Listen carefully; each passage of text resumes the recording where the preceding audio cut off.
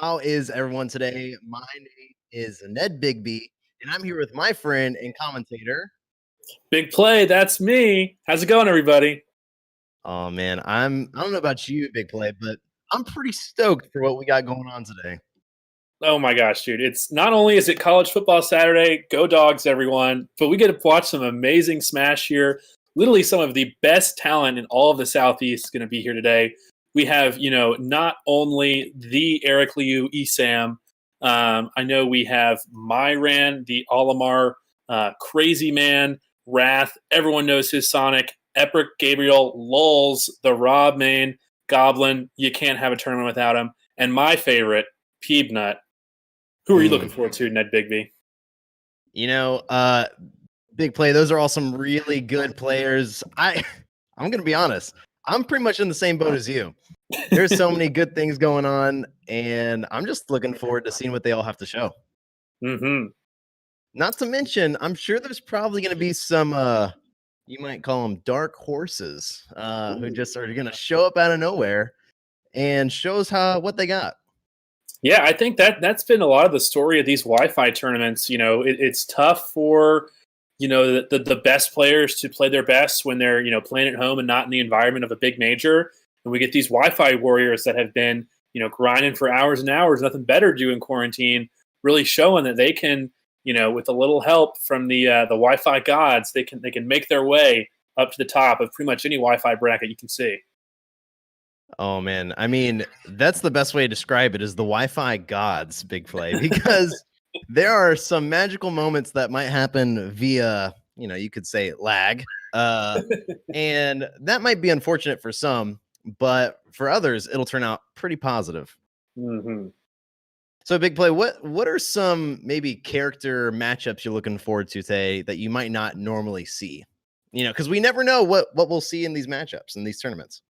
Yeah, I mean, I think it's always interesting when we see some top players want to have a different main for Wi-Fi. They think some characters have a little bit of an advantage with that little extra delay, but we see a lot of true character mains not wanting to switch off and really dig deep into what they got. So yeah, I definitely think we'll see some interesting things. Sometimes people change their mains weekly when it's Wi-Fi, and we'll see if they can make it happen. But I don't know, weird matchups. I mean, as I was talking about earlier, Peebnut, the Mega Man main, that's not a character you see too often. So I think I'm always on the lookout for him. Gosh, I mean, you never know. You never know what you're going to get, right? I mean, it's a Wi-Fi. It could be someone's first tournament and they're just so good and you never know. But so, yeah, I think it'll be always interesting, and you can't count anyone out, especially these kind of tournaments. That's true. And John, Big Play. Big Play, I think there's something we should talk about, and that's our sponsor for today's and this weekend's event, Red Bull Gaming and Red Bull Canada. We want to shout them out, so be sure to follow them on Twitter just to say thank you for the opportunity to bring this tournament, GOML, via live stream. Oh, yeah. I think a good old Red Bull is going to... Perfect. Yeah, a little bit of Red Bull, always give you that little kick, those wings to make your reaction time just a split second better. There is science behind that. So a little bit of Red Bull can help you win. That's true. You didn't hear it from me, but science. You didn't hear it from Big Play, but you heard it from your science teacher himself. Well, first up, we've got our first match of pools, Big Play, and I believe we've got Phantom up against another combatant that I'm really excited to watch. Big Play, what are you excited about this first match? Well, do you know what characters they play? Because I'm not sure. I am not too sure, but you know what? I heard they've got the element of surprise on each other, so I think they've got that on us too. That's another one of those Wi-Fi meta games where people have to plug in what character they're playing, and you can see what past matches they're playing. But when it's round one, you got no idea who they're doing with. But it looks like we got Pokemon Trainer and Jigglypuff on the PS2. It's going to be a Pokemon battle here today. I'm pretty sure this is canon too. I'm pretty sure this is from the original episode of Pokemon. Yeah, from the anime, not the manga though. That's right. Oh, okay. I see that Jigglypuff wanted to get that jab reset to rest combo, but wasn't quite able to make it happen. Yeah, and Puff's a character I think we've seen do pretty well on Wi-Fi generally. Not a character that's easy to use by no means. But oh my gosh, the dash tag, and I think about that first stock. Wow. Mm-hmm. Man, that's the thing that'll be interesting to watch. It's funny enough, I haven't seen this matchup too much, so I'm not sure what's a better matchup for Jigglypuff. Is it Squirtle, Ivysaur, Charizard? And I believe some of it's based off to the player, but Phantom coming in with a kill on that and evening out the game to where it's only 0% in a now growing 50% difference. Yeah, I think, any character with some good disjoints is going to be able to get around Puff's sort of smaller limbs. But oh my gosh, this could be a kill here if he gets the up air, or just does that. He doesn't even need it. There we go. He was riding the percent. He knew it. He's labbed that out. He's labbed it out. 100%. Now, that's a combo that I don't think a lot of people will realize is easy. Well, not easy, but a good setup to get with just okay. Set. Yeah. Yeah, and I think that's where we've seen a lot of this sort of creativity come from. On Wi-Fi. He's going to get it again. He's going to just do it. Okay, let's go BMOC. I think that's it. That is it. That's game 1, dude. That was 3 stocks, 2 from the same combo. That's incredible. And look at this Yoshi Story Tours little picture here. I love that. Well, that was something that I think I don't think Phantom was quite expecting was a lot of those jab reset combos. Because he was at 50% and those led into actual stocks. So two out of the 3 of those stocks were off of a jab reset to a rest. Very impressive stuff for sure. Well, that's the thing I think about Wi-Fi as well, is that it is pretty difficult sometimes to get those techs. So if you have a character that has good jab locks or resets, you can get a lot out of it, almost assuming they're going to miss the tech because of Wi-Fi and not be able to, get around those kill setups, especially with Puff. Right. Yeah, totally. Something, I don't know. You would think that it's funny because we get a lot of hype around Puff and Pokemon Trainer. Hungry Box plays Puff, and he's always producing those Twitch clips of just random stuff he gets on his stream. But then we've also got Leffen, who is a really popular Pokemon Trainer. But it looks like Phantom switched from Pokemon Train off to Bowser. Yeah, now this is, I think, a very, very interesting, switch. Bowser has, I think, maybe a bit better disjoints overall, but he's a big body, so it's going to be hard to avoid stuff like that. I didn't even get to finish talking about it, and it already happened. Wow. So PMOC not taking his foot off the gas pedal, even at this start. He was 0 to death, too. That was 0 to death. He's still at 0. He I don't want to jinx it, but he's okay. He got the tech there. Good for him. Very smart. There's a hit, but he's not looking good. He's going pretty low. That's not going to save him. Woo. BMOC running a little bit of a clinic on Phantom for this round. Uh-oh. Now, Big Play, you know a little bit about the Bowser and Jigglypuff matchup. What is something that maybe something Phantom can do to switch things up and maybe change the tides of this match? Oh gosh, it was tough. He might have just gone for a shield break there, and that does instantly kill Puff, so that could be a big momentum shifter. But once you're down against Puff, it is pretty hard. He's not missing these techs anymore. He's kind of going for hard reads, which actually can pay off pretty big against Puff. We're not having the best punish game, but nice mix up there. Not gonna go for the rest, but gonna need a grab. And for S Phantom, he's got to really play patiently. He's got to use forward air as a good disjoint. Really timing his hits too, and that's the mix up. He knew he was gonna tech that time. He didn't count the tech out that time. The dash tech gonna finish it out. Oh yeah, dude. Who would have thought? Incredible. Well, that I would say you could describe that as a clean 2-0 and a handshake from BMOC. That was quick. That took it was very fast. Yeah, I think it took longer for us to set up our cameras than that whole set got to play.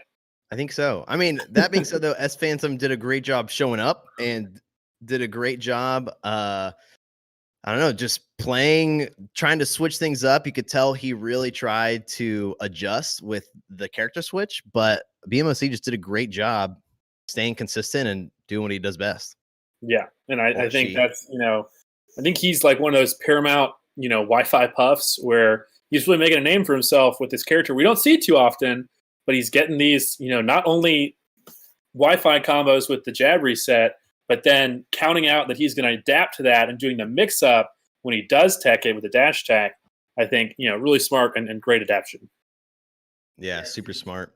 I'd love if whoever's watching this right now, if you're watching the stream, we'd love for you to be interacting with us. So feel free to ask questions about the tournament, characters. We'd love to be able to hear what you guys thought about that match. Do you think Jigglypuff is kind of free against Bowser and Pokemon Trainer? Was that even? How'd that matchup go? So that being said, though, I'm looking forward to seeing what kind of awesome matches we've got for pools today. Mm-hmm. But Big Play, what's something, we've seen a lot of Wi-Fi tournaments over the last couple months because it's been more than mandatory. A couple. Mandatory to do Wi-Fi. Something that I was thinking about, and we're going to go sports a little bit. You've got the bubble for NBA in Orlando, and people are talking about how people's shooting averages are much higher because there's no crowds in the mix. There's no, the depth perception is a little bit easier to handle. Do you think there's anything with Wi-Fi tournaments that kind of plays into that might make someone do better on Wi-Fi maybe than they did in an actual tournament?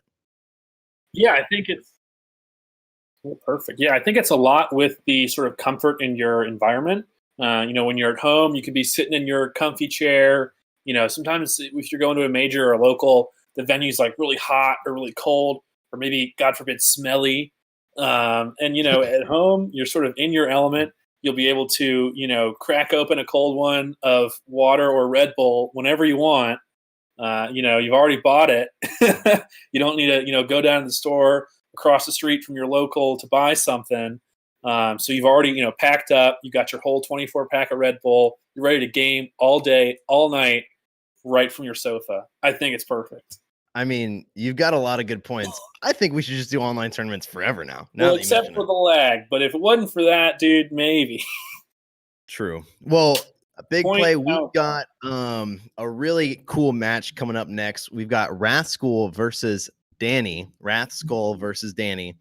And I'm excited to see who ends up coming out on the other end of this one. I personally don't know either of these players, but I'm confident that they're going to do a great job. Mm-hmm. Yeah, and I think we've got, obviously this is confined to the Southeast. I think we got a lot of power states. I think Florida obviously is going to be showing up big. Hopefully we got some good Georgia players in there. Didn't see a lot of them joining in, but I think we'll definitely see some reps from there. So here we go, getting right into it. Wolf and Diddy Kong, pretty strong characters overall. Now, where are your thoughts on Diddy Kong these days, Ned Bigby? I feel like Diddy Kong's a little bit of a sore subject for me as a Mario and DK player. I think Diddy Kong has been somehow changing a lot recently. I feel like he's definitely a little bit more of a character you'll see in tournaments a bit more recently compared to when the game first came out.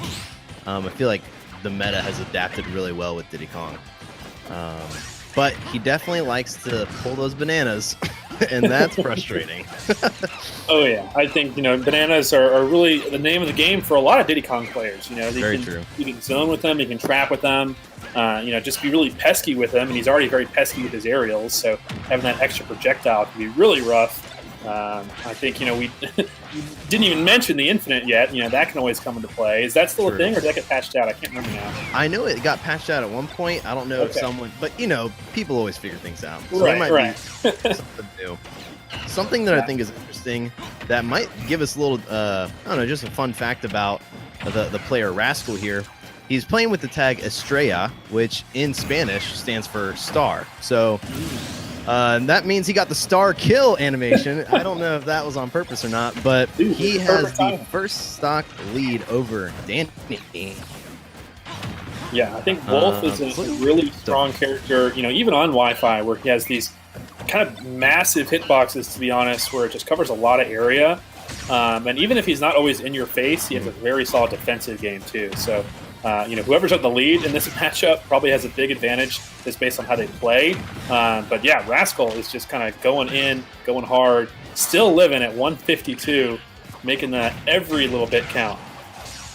Yep. And I think something that's interesting about, I feel like Diddy Kong's very much of a somewhat of a rush down pressuring character. And one of the things I love and hate at the same time about Wolf is his neutral B just shuts down those types of characters really, really well. But okay, Danny not quite getting that next stock, but oh, there it is.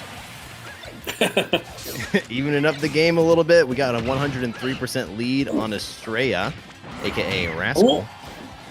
Wow, using the banana against him. I almost thought I was going to kill because Diddy Kong, not a very heavy monkey. True, very true. Something that I always think is interesting is how Wolf's neutral B has that hitbox on the actual gun. It always trips me up, you know what I mean? Yeah, you try and, rush in, like, oh, he's going to throw a fireball. I can just come in, jump over it, but nope, here's the blade. Yep. That's the real blade beam, am I right? That's the power of German engineering. Oh my gosh, I'm flying off there. All right. There you go. It's a full stock lead, but like I've seen Diddy Kongs make this, Very true. Danny can do it, but I believe in Danny. Yeah. Here's the thing about both characters and a lot of wow. Visceral. That I think I would agree. That's pretty visceral. I mean, that's something that I go ahead. Sorry, you go first, my friend. I was just say, like, I think that's the classic Wolf move is like bait in, dash back, F smash. It's so strong. You don't expect it half the time, and you can die really early, as we just saw. Yep. And I think that's almost kind of that's kind of true almost of Wolf and Diddy Kong. Both those characters kind of rely on moving so much and throwing out so many hitboxes that they make you freak out because you're like, I don't know what to do. I want to press these buttons and hit that person. And so what they do is they do bait you to overextend really, really well. And they punish you really, really well on those overextensions. So solid play by Rascal for sure. Yeah, I think that's, really good Wolves can have this sort of bait and punish style where they'll, get off to an early lead or just use their pressure to make it feel like they're always being super aggressive. Then they'll just fall back just a little bit, just enough to where they can, do that dash back F smash or just bait you into doing something else. And I think the laser's a core part of that gameplay as well, where it's this, kind of pesky projectile. It seems kind of slow. It seems kind of linear. But, it can be really annoying, especially when you have a bit of delay with the Wi-Fi. Do you ever see a character switch for even more projectiles? Very true. I wonder if that's going to be a Wi-Fi strat, because I feel like when you go to a physical tournament, maybe more so it happens in pools, but you often see when people lose, they don't necessarily switch immediately. So I wonder if that's more of, something that you might see a little bit more on a Wi-Fi tournament is people switching characters, having more options. I mean, part of that's just the game itself, but yeah. No, I think that's sort of what I was saying earlier. Is a lot of people have this Wi-Fi main. Oh my gosh, not going to work out though. Rascal losing that stock. But yeah, having like a character you can switch to, not only to have the Wi-Fi gods be more in your favor, but also just something where you can deal with a specific character. I think if you have to face characters that are very strong on Wi-Fi and your main is not very good against them. Having a backup that can help swing that match in your favor can be really, really useful. Right. That's a very good point. Something about Toon Link and Young Link and all the Links is I always think about their bombs. And me being a Snake main, I always know, like, okay, grenade is like 2.5 seconds, so it's going to blow up soon. Whenever I see their bombs definitely take a little bit longer than 2.5 seconds. So right. It always trips me out. Yeah, I think it's, if you can play really defensive on Wi-Fi, having a lot of projectiles can be very, very useful for you. But I think against a character like Wolf, like, he deals with projectiles really well as a reflector, but also can, like, rush you down and still has pretty big hitboxes to get around as well. So it's not working too well for him, and it could be a 3-stock if he gets, like, one more combo and then a big read. Yep. Totally. Oh. Okay. Yeah, and I think also another thing that some of these Wi-Fi games have in place is that people are going to make mistakes, and Wolf's really good at punishing mistakes. So if you have a Wolf that has a really good punish game, one mistake can not only do a lot of damage, but could potentially end your life if he gets a good read on you. Ooh. Oh, going real hard. Oh. I don't know if we needed to charge it that long. Just in case. Yeah. That's a lot of damage. Another thing is, missing those small, tiny timings thanks to a little bit of input lag, right? Right. Nair? Just oh Nair. my gosh. Just Nair. That's all I needed. Listen. People say, how do I play Wolf? And all I tell them is Nair. That's all you need. That's not true. Good games from Danny and Rascal. Danny coming out 2-0 over Rascal. Good plays from all of them, honestly. Yeah, I think the character switch maybe threw Danny off a little bit at the start, but I think he adapted really well to really dominate that last game. I think, he didn't overextend. I think he used a lot of his strong options very well, and Rascal did not really have an answer to get around him, unfortunately. Right, totally. Well, if you were just joining us on the stream, I'd love to introduce myself again. My name's Ned Bigby, and I'm here joined with my fellow commentator. This is Big Play. Oh, man. And we are so excited to be just streaming and commentating for this first little round of pools for the GOML North America Open. Awesome possum. We have an awesome sponsor for this tournament. It's Red Bull Gaming and Red Bull Canada. So be sure to check them out. Be sure to go buy some Red Bull. I mean, what can we expect from Red Bull, Big Play, other than just pure awesomeness? I mean, I think you can expect cracking open a cold one with the boys, even virtually. If you're having those late night gaming sessions, that's the best way to stay in touch with people these days, I feel like. So cracking open something that's nice, cool, refreshing, and keeps you energized and gaming at your best. I think that's where you're going to go to find it. That's true. Now, I like what you mentioned there. Some late night gaming never hurt. Well, it probably hurt some people, but the best way to help weekend, right? You're right. As long as it's on the weekend. Just make sure you don't go to work the next morning. That's true. Or school. There's a lot of things we could talk about that you probably shouldn't do that. But as long as you're playing responsibly, that's all that matters. Drink Red Bull responsibly, right? Amen. No, I think that's great. One thing that I've enjoyed about quarantine is I'm working remotely. So my, commute is just from my bed to my desk. So it's a lot shorter. I can sleep in, can enjoy the smooth sounds of my sleeping body, and then just Beautiful. Get right to work and hop on a Zoom call, like everyone else. Just like everyone else. There's probably a little bit of traffic you might find in the morning, like in the kitchen, right? Yeah, it's true. It could be a busy kitchen morning. A little bit of congestion. But as long as you're there, early, True. Oh man. And here's the thing, Big Play. We've got a lot of really awesome players right now in Smash. A lot of them are probably students that are either in college or high school. It's funny how once you kind of get a job, it's a little bit more difficult to grind out the characters, don't you think? Oh yeah, I think becoming an adult does not help your professional Smash career. That's true. Well, it looks like we've got our next match. We've got Mr. Sensei versus the Blue Roo. This looks like a match made in heaven, if you ask me. We got Mega Man versus Mr. Game & Watch, two iconic video game characters. Old school characters, right? Oh, yeah. Yeah, so who do you think has the edge in this matchup? I think they're both... I don't know. I feel like this game is a lot of who can annoy the other person the most, and who can make the other person bite fastest. And I think both of them definitely have that ability. Yeah. Well, I think. I think though Mega Man might not have as many. And Mr. Game & Watch, has his reflector, his absorber of the bucket. So I almost might want to say I think Mr. Game & Watch might have the upper hand here. I mean, we're seeing it play out right in front of us too. Yeah, I think it's tough where both these characters have almost a bite worse than their bark, where you don't expect some of their big hits to hit so hard. But, obviously, oh my gosh, yeah, the back air, a great example. It's a combo tool. It can edge guard really easily, and it can kill. And then it's just really hard to get around because it's so disjointed as well.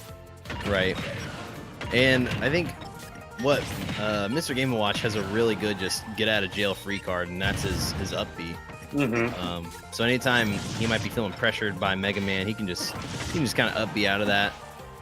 And the Blue-Roo, just not being able to show some good options here. I think he definitely has what it takes to bring this back, but Coffee Boys, Mr. Sensei is doing a really good job here. Yeah, and I think that's, coming back against a Game & Watch, especially on Wi-Fi, is not going to be easy. I think they can sort of play their own game and use that get out of jail free card, as you were saying, to make sure they can escape a lot of those bad situations, make sure they don't turn into worse situations. Oh my gosh. Got caught napping. Incredible. I mean, that's just worth the price of admission right there. You got the clip, right? Right. That's all that matters. Yep. So I don't know. If the Blue kind of plays this a little patient, takes it a little slower, he definitely could make some moves happen, get some good reads. You never know with this game, Big Play. You never know. Yeah, you really don't. I think it's going to be tough with all the projectiles that Game & Watch can reflect or absorb. But Coffee Boys, Mr. Sensei is not reflecting a lot of stuff. I feel like he's doing some stuff here and there, but generally, if he's getting spammed, he's going to try and be aggressive or go with that down air or the up air or even the back air. All things that can beat out other projectiles just because they're so disjointed or fast. Oh, no tech! Wow, that was a good throw out there. Never hurts to throw out the turtle. You know what I'm saying? Little turt, right? A little turt action. Yep. So Mr. Sensei is going to take that with a 2-stock lead. Pretty impressive. So Ned Bigby, what would you do if someone was thrusting a turtle at you? Are we talking real life or in a video game? A real turtle. A real turtle. Well, first, I'd probably safely back away. Never hurts.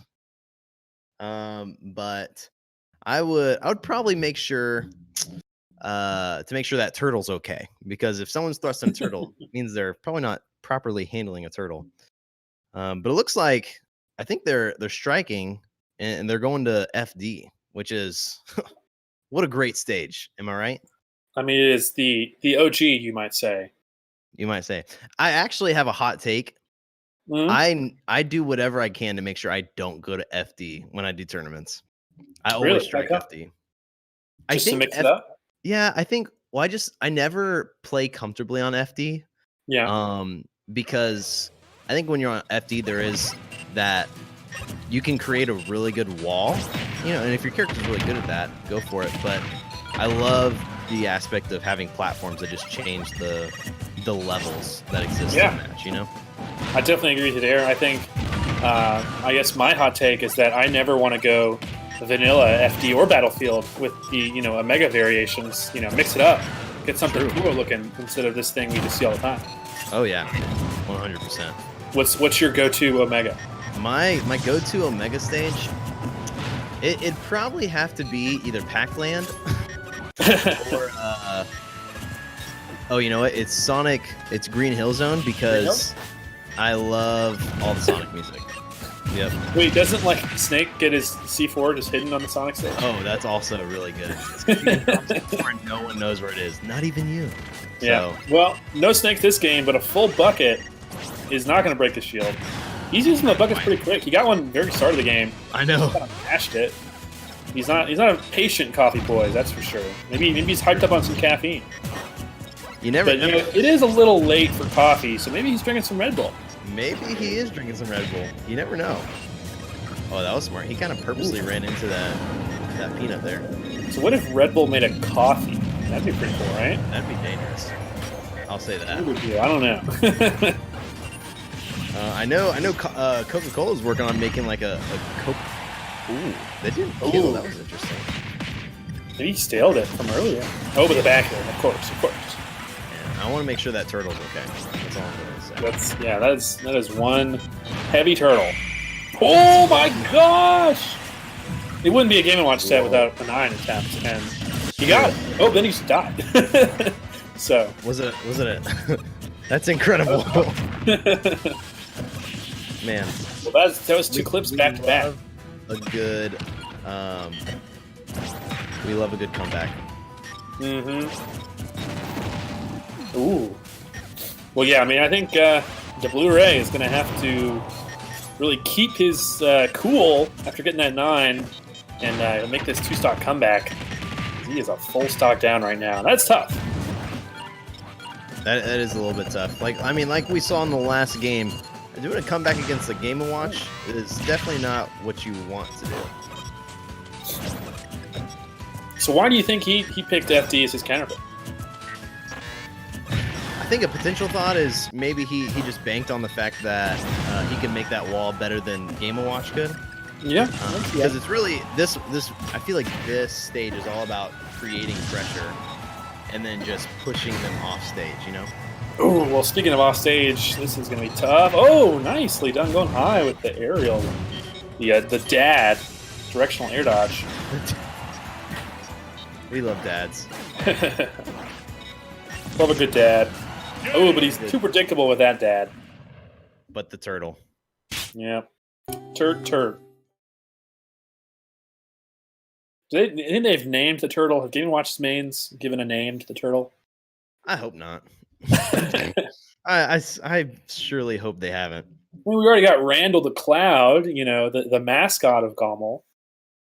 True. We do have Randall the Cloud. Yeah. Now, John, for those of you who don't know, who might just be joining, can you explain what GOML stands for? It stands for Get on My Level. Oh man. Which can also be followed by Get Good Scrub, GG Noob, shout outs. Oh man. Oh, we got this is a hot incoming. We have a Red Bull replay from that set. There could be a couple of good options. This is true. Let's check this out. My God. Okay, the turtle, cleaning that stock out. Nicely done there. Oh, there's the knuckle punch. Mega knuckle, dude. Yeah, definitely. And the no tech to claim game 1. And there's some good ones from this one. Not only the Turt to finish that one out. Is this the 9 attempt? Yes, it is. Boom. Beautiful. Boom. Oh, oh my gosh. Slow-mo replay of that. Slow-mo. This Red is Bull what we replay. need. Oh my gosh, it hurts worse the second time. Gosh. Yeah, we saw a lot of turtle kills with this game. Yeah. I mean, that's check on that turtle. That turtle is 2-dimensionals. Cannot feel. That is true. But are the emotions 2-dimensional too? It's a good question. We'll have to check in on my expert on that one. I don't know. That's true. I'm not a turtleologist. Very true. Well, I'm just grateful that Red Bull brought us that replay, because I'm gonna be honest, dude. I needed to watch that. That was a 9 out of 9 Red Bull replay right there. Did you say that because he got a 9 mid match? What? I don't even remember. I know. You got a 9? You got a 9 that match? I see what you're doing. That was incredible. Gosh. Wow. Oh my gosh. Well, I mean, we've already seen a 9. We've already seen a spike.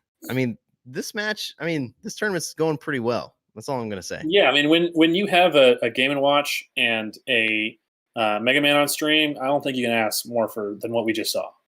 This is true. This is you very can't true. Ask more.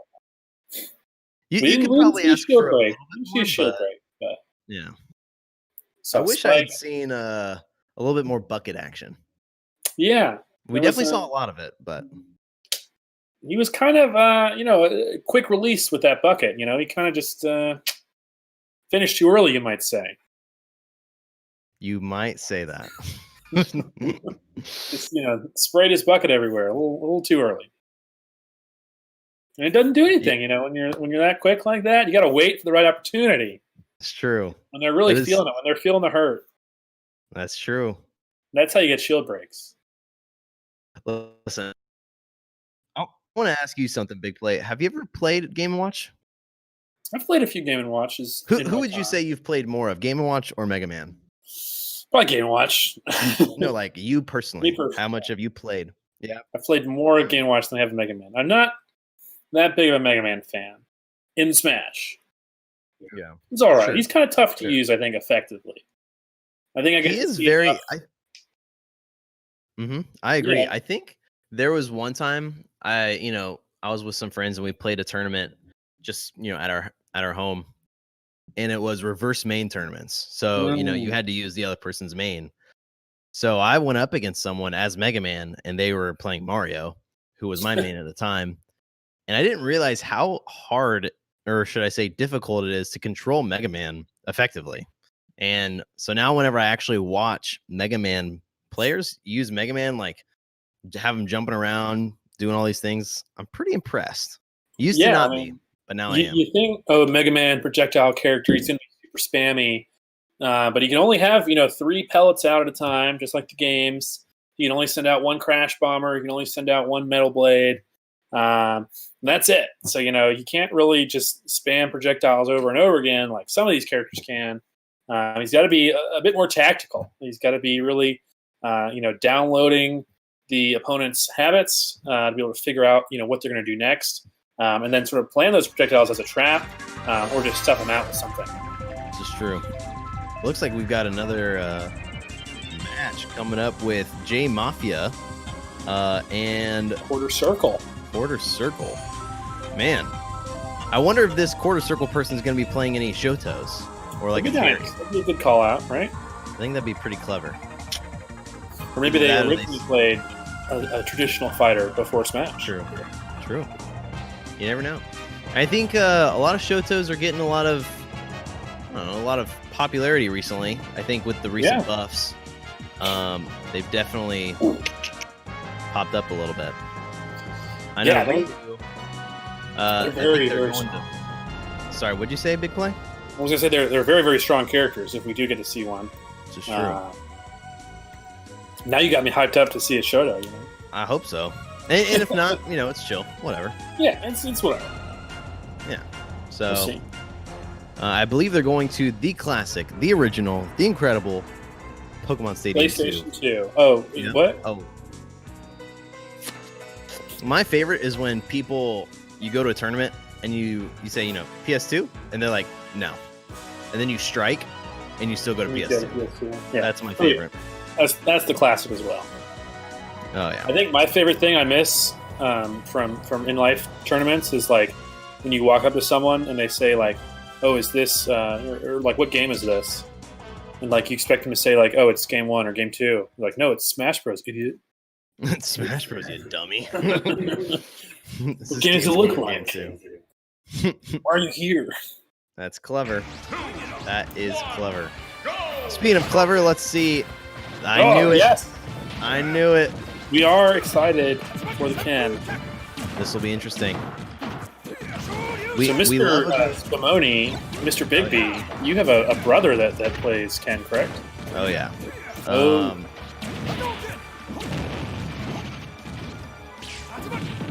One moment, please. Yeah.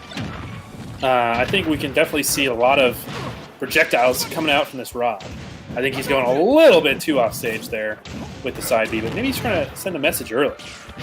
He's definitely not playing very defensively to start. He's trying to send a message, and he's doing a lot of damage.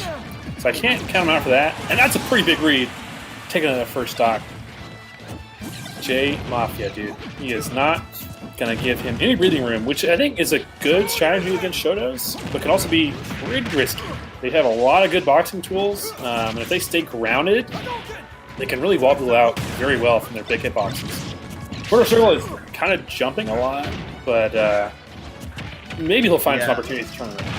I know a lot of Kins like to jump a lot because his Nair and his Fair lead him to a lot of options. This is definitely not going to be... Whoa. Okay, of course. That was close.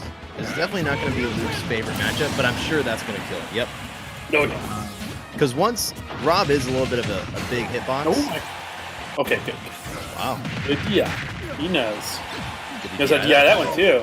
This guy's really DIing how he should be. Master. Oh, he's still living. 177. Oh no! Didn't have jump. Yep. So this will be interesting. Something that I love about Ken, Big Play, is when you play against someone and they're kind of getting wrecked, everyone always says like, "Hey man, slow it down. Like slow the game down. You know, back up a little bit." When someone's playing Kin, wow. Okay, we had a jab reset combo there that I was kind of nervous about. Dead? Yeah, he is. Finally got that one. The side B, he was fishing for that all game. He really was. Man, good play from J Mafia. That's the beauty of knowing a combo down pat. If you can catch someone messing up once, that can lead to a stock sometimes, and that's super Caught him important. slipping. Mm-hmm. Check yourself before you rush yourself. But that definitely is going to be a tough matchup for Kin. Kin's a rush down character. He's the rush down Shoto, so he's going to like just running in and just getting what he can. But sometimes that's all Rob wants, you know? They just want you to come on in there, and they're going to do whatever they can. Yeah, come on in. Come on in. Let me check out my wares. I'm interested to see what map they go to. Yeah, where do you think a Shoto would want to go in this kind of matchup? They're definitely not going to want to go to any flat stages. So I see I interestingly saw J Mafia already banned. It looks like Smashville and FD. Yeah, which I don't think. I don't think our quarter circle friend's going to want to do that anyways. I could see them just going straight back to Pokemon Stadium too. I could see it. Yeah. Mm-hmm. I think, he might suffer from a stage like, Kalos or Town with the high ceiling. Right. I think, Smashville, that's kind of a good stage for Rob too. So I probably don't think he'd want to go there anyways. Yeah. But Battlefield or Yoshi's or whatever, could be a good pick, I think, against some Robs that don't cover platforms very well. Right. We didn't really see a lot of platform play from either of them.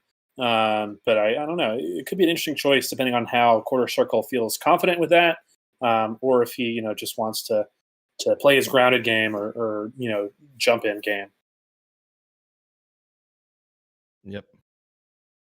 Oh, okay. So they did pick PS2. This just in. The green on the green. Pick Pokemon Stadium 2. I did not see green on the green. Look at that. Well, looks like we're going back to PS2. Now, something I think, interestingly, I'd like to see more of out of Kin is a little bit more shield and probably a little bit more baits, honestly. Mm-hmm. What kind of bait Ken's going to be able to do here? I think the biggest thing is just a lot of cross-ups on shield.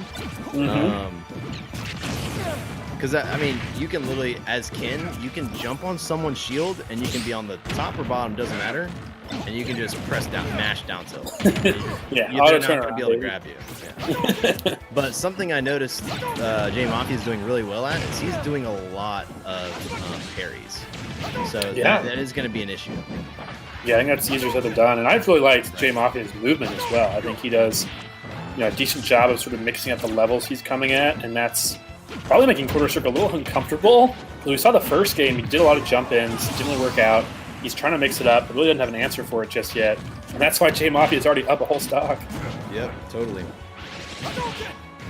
Yep, I think, it looks like Quarter Circle wants to kind of speed things up, but I think he's going to need to figure out when to speed it up and when to kind of keep it slow.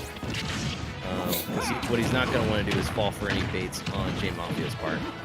Ooh, that looked almost scary. Didn't really convert anything too crazy. Jab block here? That's going to deal a good bit of damage. Ooh, okay. Waiting for options. Yeah, I think J Mafia's got this kind of on lock right now because Luke, or Quarter Circle, is looking a little flustered, and that's going to be his second stock. Oh my Lanza, he either definitely tried to do some sort of jump down get up, or that hits really below the stage, and I had no idea. I would be tilted either way. Very true. Okay. Is that it? That's got. Oh! I thought he had him there. I could have confirmed. I think it would kill. Yeah, I think he could have gone into a Shoryuken from that. My goodness. Okay, good call. Just jab into that. That'll be it. That's gonna take the stock. So Quarter Circle's up or down. Wait. Oh no. And he fell down. And he's down. That's unfortunate.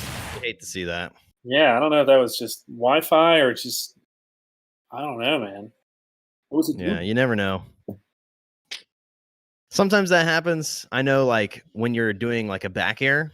sometimes if you press the opposite way, sometimes first, it'll just take you with a Tatsu off stage. And a lot of times you just can't recover from that, which is unfortunate. Even if it's I think high, another key to victory on Wi-Fi is like not doing unnecessary things that could get you killed if you miss input. This is true. Which can be easier said than done sometimes, but I think if you can minimize those unfortunate mistakes, can only help. Yeah, I agree, 100%. And that's kind of something that you love and hate about Wi-Fi is it like you said, you get to be in your own element. You get to kind of sit on your own couch. You get to have your friends around. You can kind of talk. You don't have to be that serious face and mind that you do in tournament. But at the same time, you got another layer of problems you got to deal with. You've got lag that might happen. You've got maybe a controller's not working, or something that happens that's not even in your control.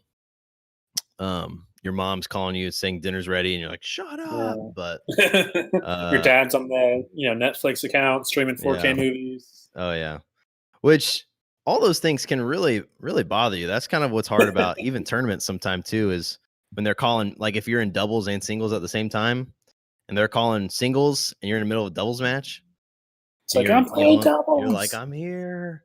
So that just throws you off. That, or like your mom's calling you for dinner. It's like, Ma, I'm playing singles. Yeah, right. And then she's they're like, calling you for doubles. You've been single for years. Dang. And that's when the kids start crying. I don't know about you, John. I don't know about you, Big Play. And this might be an awful thing to think. But often whenever someone beats me online, I just always assume like, you've never, you're lame. Beat me on Wi-Fi? You're just stupid. I don't care. Whatever. Only cool kids only lose to me. That's right. Only the lame-os that win. I often too think it's difficult playing online because you don't get that person-to-person interaction. If someone literally outplays me and destroys me and they're sitting right next to me, I'm like, yo, bro. GG's, bro. Props. That was sick. Props. Yeah.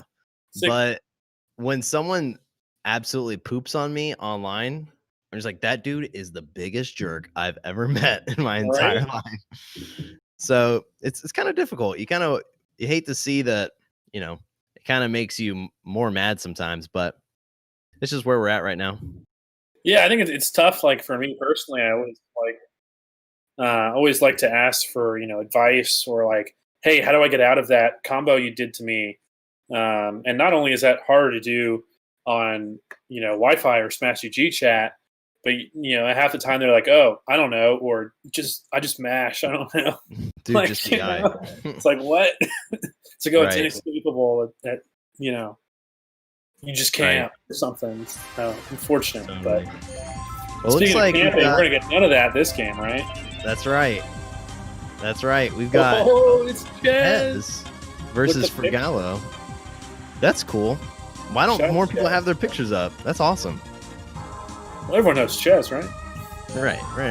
Looks like he works out. It's pretty impressive. I bet he. All right, we're gonna see a picture of Fragalo. Oh, there he is. He's notable. That's him in the capsule. Just like Dragon Ball Z. The side by side. Do you think they got that from Dragon Ball Z? I think so. I mean, where did Dragon Ball get that from? I don't know. That's a question for another time. It definitely is. Well, would you look at that? Well, I'm looking forward to seeing. Oh yeah, how they do. 100%. Do you remember who Regalo plays? Because I cannot. I don't, honestly. I'll be honest. In a minute. I know he plays a character that's in the game. So one of the 70. Yeah, one of the 70. Ah, look at this. We got Joker versus Sonic. White coat Joker. Man, the freshest of Jokers for sure. I guess. I don't know. Maybe not one to debate about that. But I feel like he's definitely the fancier one. It's like the equivalent of someone wearing a tux and having those like shoes that are black and white. You know what I mean? What? I don't know. Anyways, we're not going to talk about tuxedos right now. But what do you think about this? Shout outs to what was you match up with some fancy dress up tournament, right? Remember that? Oh, I do remember that. I can't remember. I forgot the name of it, but I remember Max doing that. But back to the match, right? It's pretty dead even. We got Sonic and Joker. Arsene's out. What more can we say? Oh, he's gone. Bye-bye. What do you think about Sonic versus Joker? We've got definitely characters that are pretty dang good. Yeah, I mean, they're both pretty dang good. You know, Sonic has good tools, not only on Wi-Fi, but to get around Arsene. I think, you know, Joker can kill really early. It's, you know, going to be a crazy recovery, you know? Very true. It's, oh my gosh. The parry actually doesn't make that any unsafe. And the up smash from Chaz and him. Smash is going to take that one. Oh, I thought he was just about to SD.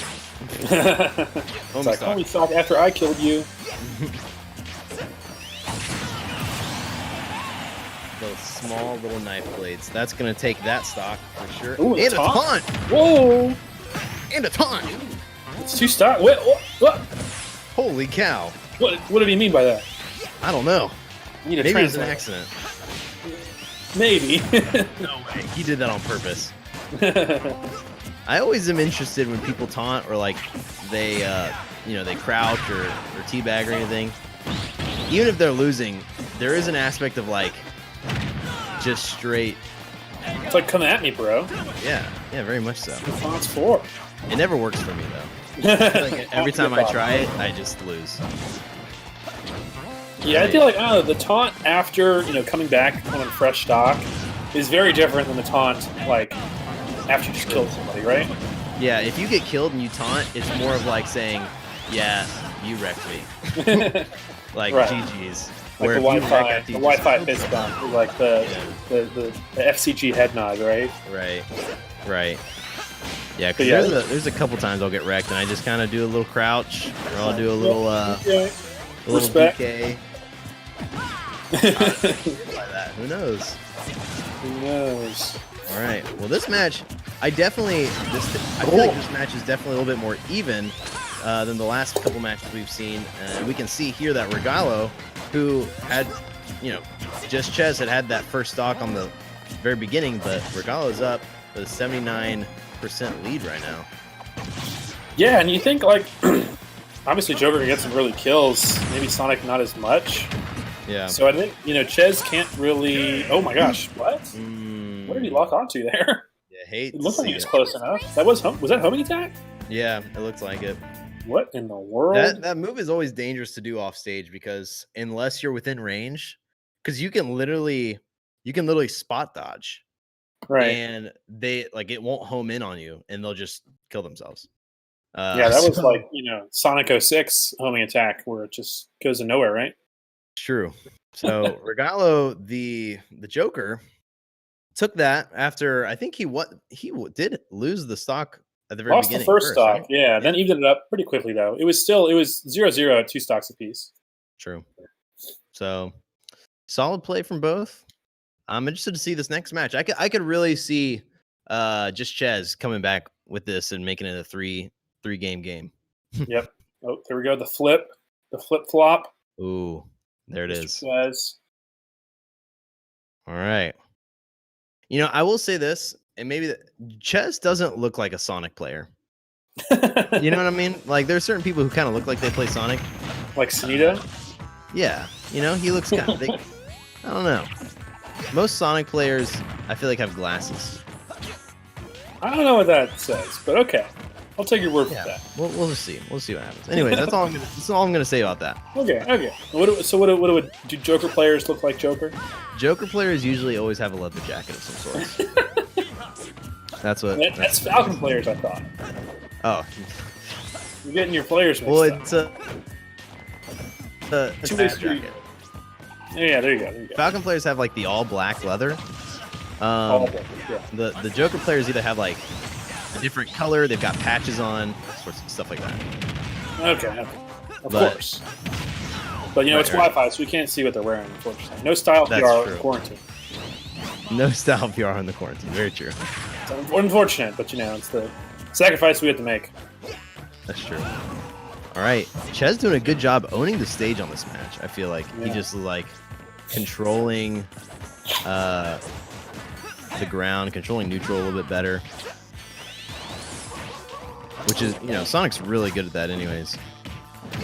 Yeah, this is kind of, I think, similar to how we saw the first stock of last game, where it's just kind of a lot of back and forth, no crazy reads yet. They're trying to get the download, trying to find some opening here to get the kill now, but both of them are definitely respecting each other. Oh my gosh, the down smash though.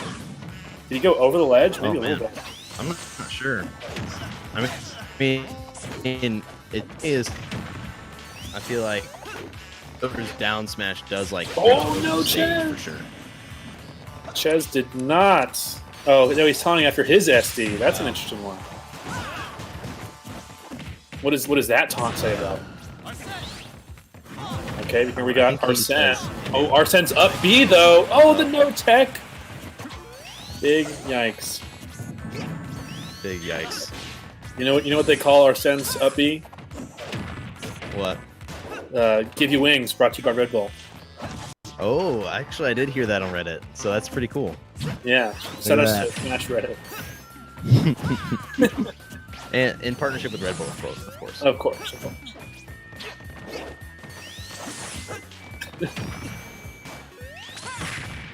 Perfect. Got it. Perfect. And it looks like this game is going pretty well, honestly. For Regalo. I feel like Ches could be doing a little bit more camping here. He has the character for it, that's for sure. Ooh.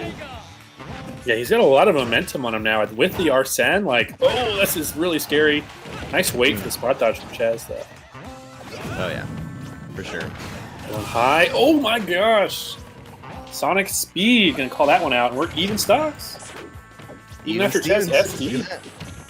Just like that. So I really do want to see... I want to see a third match really bad.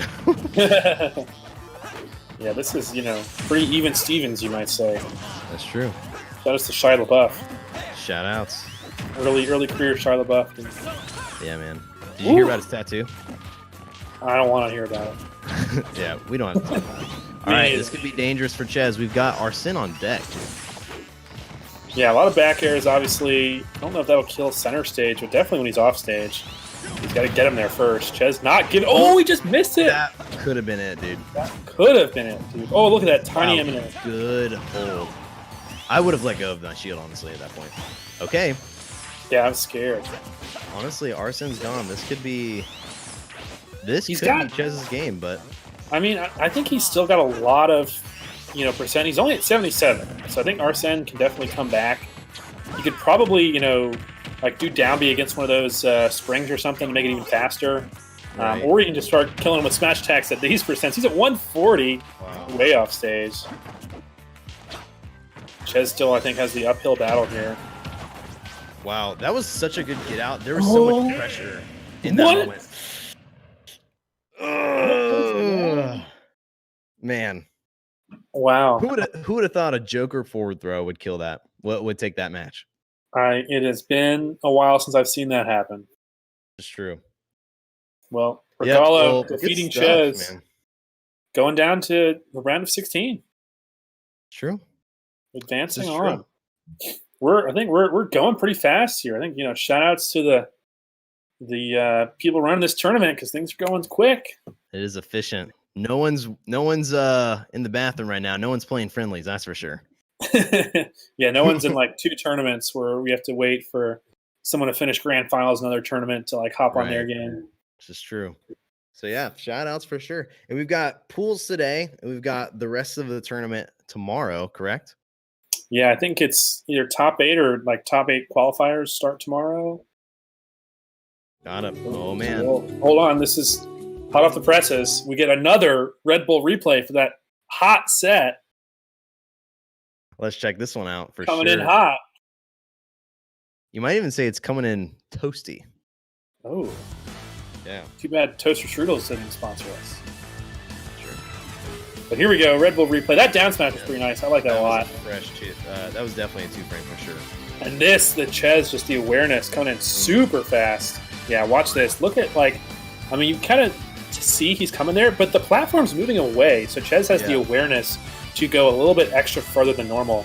That, I think, remember like when you used to hit the balloon in Smash 4 and Smashville? Like, it's always moving away from you. I think that's the ability from that, being able to hit a moving target. True. Got to go where it's going.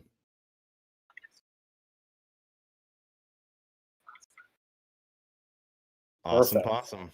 We're getting a great set to end our block coming up. Got Bonesaw. I think that's gotta be a reference to Spider-Man. You think? Do you know about that? Not really. That? Do you remember whenever the original Spider-Man with Tobey Maguire, where he wrestles and he shows up and he's like, I'm the human spider. He's like, oh, whatever, man. Oh, we got Spider-Man. But the person he's playing against or he's wrestling is Bonesaw. Bonesaw. And it's like, Bonesaw is ready. Bonesaw. Yeah. That's great. That's just a random tidbit for you guys that probably is useless. But it's important to know this guy knows his meme culture. When you got trivia night coming up, now when the Spider-Man category comes up, you're like, oh wait, I know this one. It's Bonesaw. That's right. Yeah, get those points. Yeah, I feel like that's what's really good about trivia is it always makes you feel like your whole life has led up to that moment. Like, I know. Oh yes, my calling. When I was in 4th grade, I remember this key memory. Yes. I do remember who the 3rd president of the United States was. How do I know that? Who knows? Ayo Panda. Ayo. Hey, can I get a panda check? Can we get all your pandas in the chat, please? Can we throw some pandas? Thank you. Appreciate it. All right. Well, big play. This is the last set for us. I'm a little sad, but I'm happy it happened. Oh yeah, dude. We gotta shout outs to GOML for getting us on screen here. Yep. Totally. The homie Max always hooking it up. Love that. Absolutely. Looks like Bonesaw has banned FD. What kind of character do you think he plays based off of banning FD? Off these bans? I bet he plays not a zoner. That's true. And if you look at this, PS2 ban by Ayo Panda. And a town and city. That is 2 big bans. Oh, Panda's playing Sheep. And Bonesaw looks like he is Samus. So, wow, that's some characters you don't see every day. Couldn't have been more wrong. But Battlefield is the place we're going. Now, this is probably the best stage you might think for Sheik. I don't actually know, but I feel like it is. I don't get to play that many Sheiks, to be honest. But if you're going to go somewhere, I think this is a nice one. You can get those up smash tippers right on the platforms. And then if Samus is going to be, hitting some projectiles here and there, you can use Sheik's maneuverability to get around them with those platforms. This is true. Yeah, if you're watching this right now and you are a Sheik main, just drop us some knowledge in the chat. We'd love to hear from you. But man, so Sheik and Samus, this will be interesting. It definitely is going to be Sheik weaving around a lot of Samus's projectiles, kind of doing a little bit of small little hits to try and just whittle down Samus. But Samus, I'm sure, is going to be setting up some pretty strong projectile game, I'm sure. Oh, yeah. The Samuses are known for their Wi-Fi power-up, you might say. This is true. Lots of pressing B and down B and roll behind. Good old roll behind. Nothing better. Will Sheik be too fast for that? Oh, he carried him onto the top platform. That was really smart. Instead of just kind of going. They literally both have the same. That both of these characters have like the same up air. Yeah, is that what you're saying? Yeah. Yeah. Obviously, it's used very differently, but looks very similar to it. Now, of course, lazy Nintendo reusing animations, am I right? Classic. Ooh. Ooh. Oh my gosh. Right. Wait, did he buff that? No way. Oh my gosh, barely. Good. But not Right. safe. Bone saw. Gonna do that. The bone saw of the screw attack. A lot of this is interesting is she can kind of crouch underneath every single thing Samus kind of wants to do. Yeah. So I see how he plays that, but that's kind of, I think what's hard is Sheik not really having these kind of kill moves, you might say, unless they're, you know, set up with a really well done setup up throw. That's Like that. That's a pretty good setup. Yep. I think These Samus grab setups are pretty good. Oh, 100%. Gosh, 24 damage just with one ball. Yeah. Yeah, that's the most unfortunate thing about Sheik is just how light she is as well. You know, she can be really pesky in this game, but a few mistakes can cost your life against hard-hitting characters. But the movement from Bonesaw really clean and as I'm well. noticing, you know, Samus do this a lot. Yep. I'm noticing. Oh, whoa, that was way more complicated than I know. than my pay grade allows. They're not paying me enough for that. Oh yeah. Oh. But Okay. why do combos when you can just pivot grab? Yeah, why do combos when I just charge up my ball attack? Oh, good tech. Good though. tech. That was it. That multi-hit is really hard to get that right timing. So Yeah, something you see every day. Aopan is doing a good job of doing moves that like set up just to wait for like an air dodge or an attack.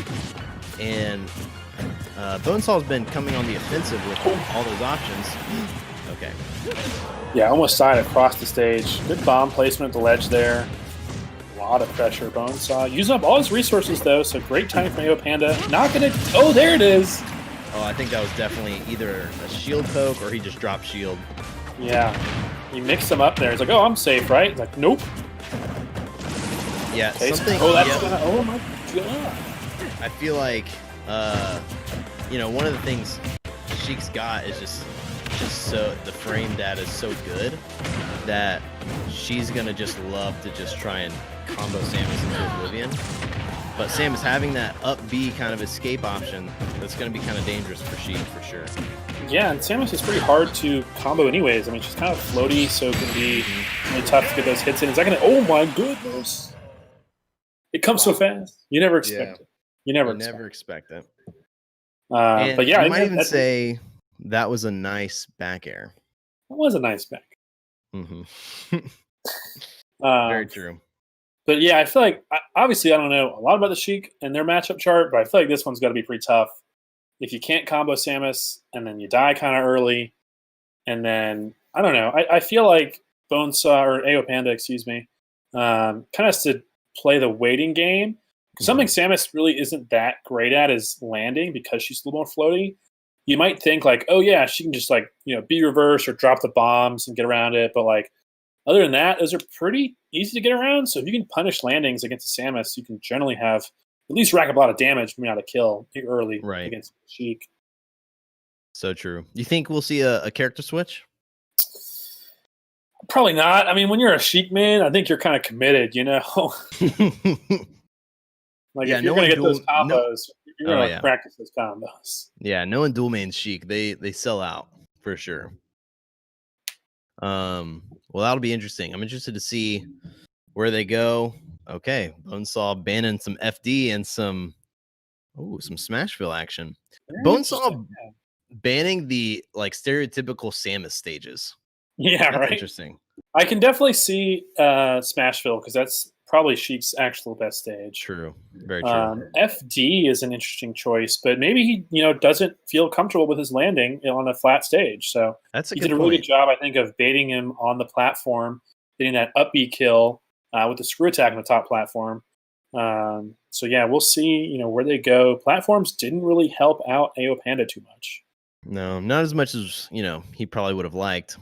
Right. Bonesaw doing a really good job of just kind of, you almost could see the intentionality in each projectile that would cover every option.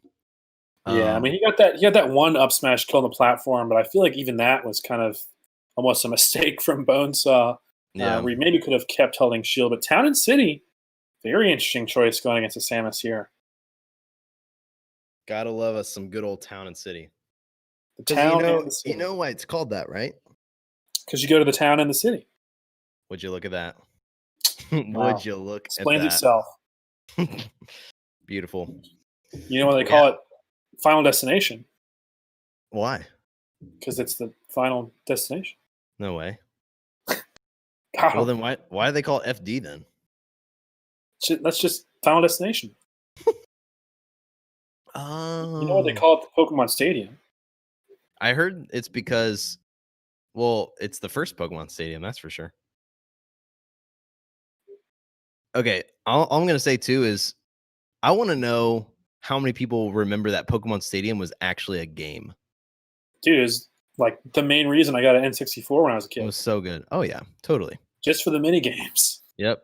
I got Pokemon Stadium 2 first. Did you do that? Or did you get Pokemon Stadium 1 first? I think I got them like both. I can't remember. I have both. I remember I remember I got a second controller or something like from buying. Or no, I got like the Game Boy connector thing. Oh, yeah. One of those stadiums. Yeah. All That was right. like the feature. But here we go. No character switches. No way. We're in here. Oh, oh. We got combos. Yo. Oh. Look at this. Oh, yeah. AO Panda's loving this. Panda. I think they must have like done a quick training session between games because like had to. I'm actually seeing these nice little combos now. Oh, did you see that? He dodged. This is looking so different. Oh, He dodged the back air by literally crouching. I love when that happens. this is like a different AO Panda right now. Yep.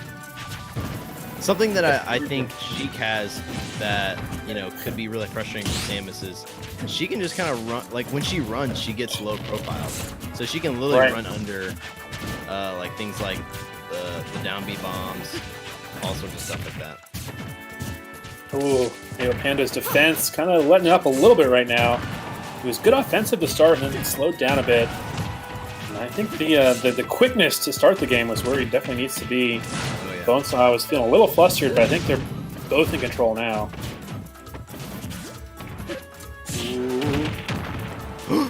Okay. I keep thinking I'm going to see some sort of up air drag down. Oh! Big call out there. I think it's a little too early to go for that. I think you keep punishing landings. He was doing a good job of that a second ago. Keep punishing landings. You'll find your opening eventually. Right. Yeah, Okay, good there. Nair almost killing. Going off stage here. Ooh, interesting choice. Gonna work out though. Gets spiked. Yeah, Samus can make it back pretty quickly off stage. So if you're going off stage, it's a big commitment.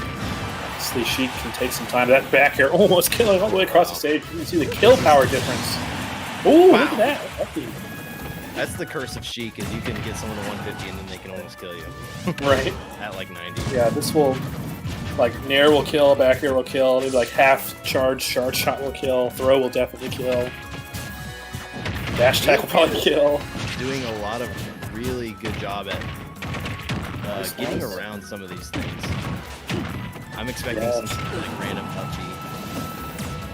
Yeah, looks like he was baiting out the mash there, but oh, the stray tilt. Yep. Just the up tilt. Yep. I think AOPan is doing something really good too. Is they're baiting a lot better. Yes. Oh my gosh, Wow. no. Wow. Look at this. This is good. Well, and two, I mainly want this just because I want to see a game through. Right? Both these characters, I'm really finding that normally when I play against these characters, it's hard to kind of enjoy it sometimes, but both these characters and players are using these characters very well. It's making it very entertaining. Yeah, I mean, I can always, I think, appreciate a good Sheik. I think, you know, finding a good Samus can be harder, especially if you're on For Glory or something, you know. Right. I mean, there's definitely some out there. I think Bonesaw's got the schmovement. You know, AO Panda. Oh my gosh, the small mistakes keep adding up. He's definitely got some cool stuff, but the small mistakes are really costing him in this matchup, unfortunately. Yeah, nice baits. He's definitely got more baits this time. Okay. Ooh. Oh, crouch out of it. That was interesting.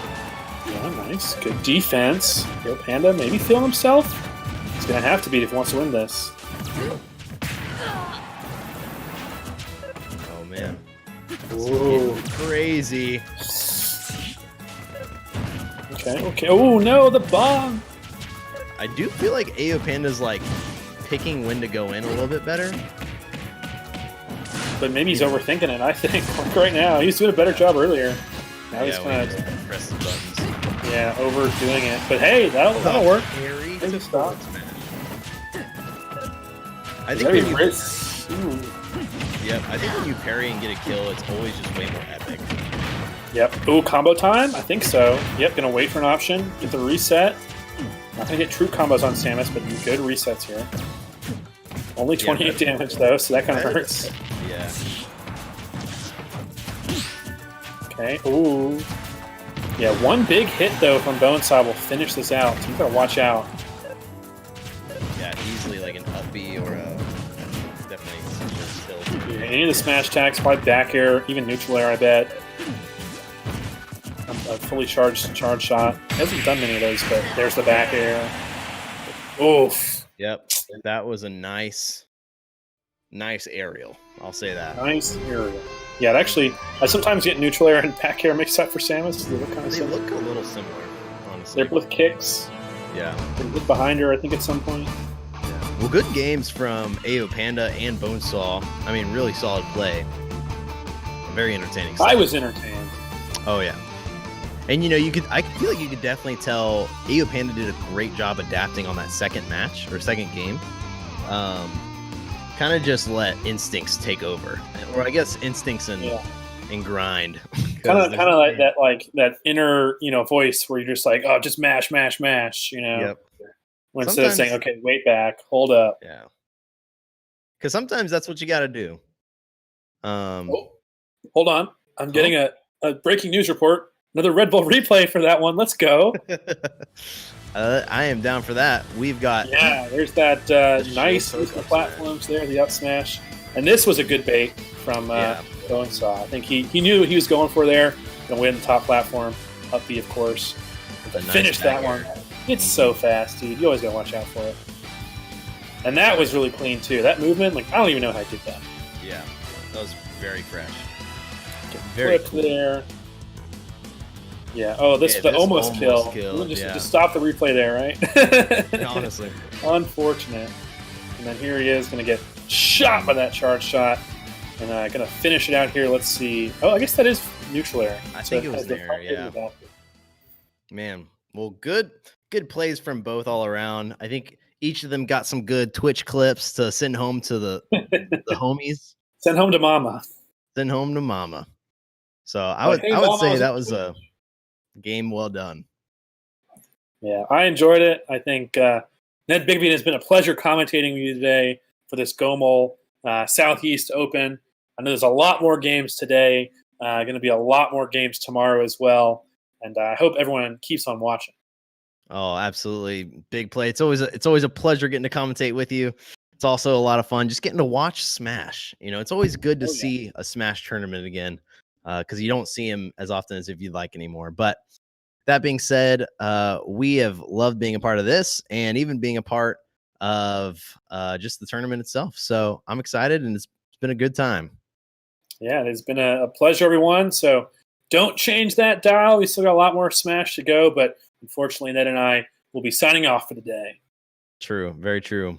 So thank you so much. You can follow us on our tags, obviously below, but be sure to give the Even Matchup Gaming a follow, a like, maybe even a sub. Who knows? Lots of cool stuff coming your way in the future. So take care. We'll see y'all next time. Adios.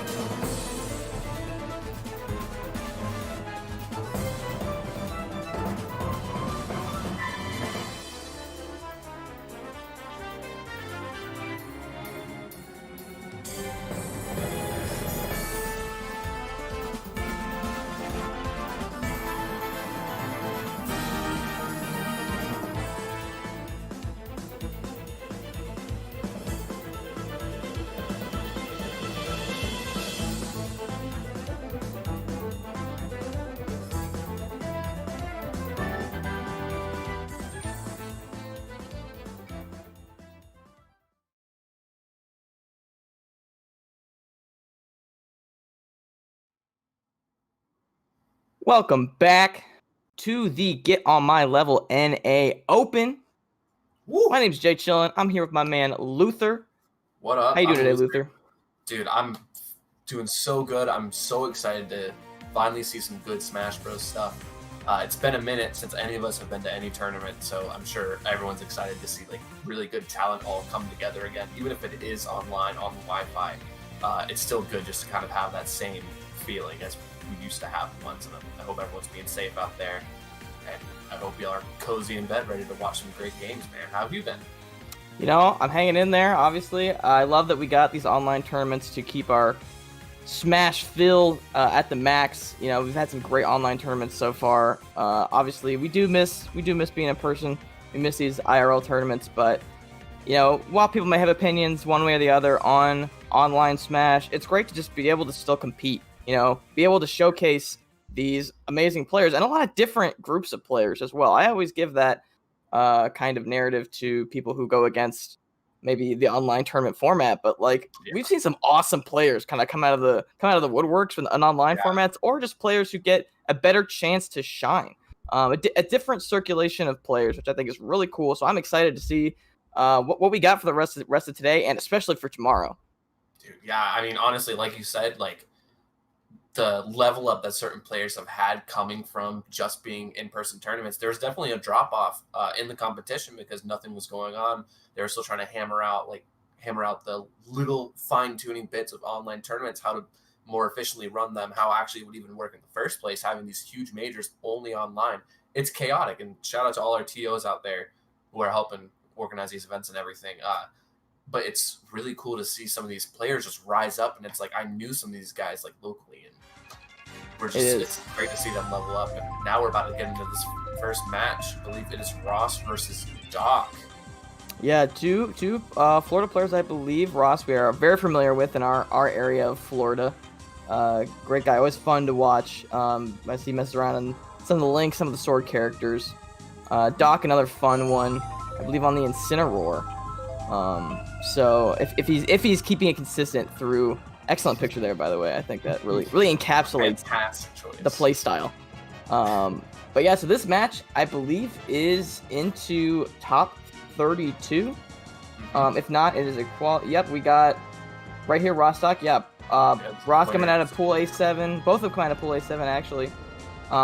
Facing off, the winner of this will play the winner of J Mafia and Sem. So good matches coming up in this top 32. You know, a lot of recognizable names so far in the Southeast. Southeast, a great region for Smash. Obviously, Florida is prestigious in its Smash history, honestly, Georgia has been on the come up for Ultimate, especially. Like, there's some awesome Georgia players. I mean, you got Cola. Obviously, Wrath was making a name for himself offline. Now still doing it online, as well as some others. So South Carolina too's got some sleepers. Obviously, you got Arfang. Who else did I see? There's a couple of really good South Carolina players here as well. I'm excited, man. I think this top 32 is gonna be hype. And then tomorrow we're gonna see them face off against the invitees, the top talent of the region, if you will. It's really just bubbling up to be some intense Smash Ultimate action. Yeah, man, it's really like, it's crazy to see some of these names all in the same tournament too, which kind of just puts into perspective kind of the beauty of online as well.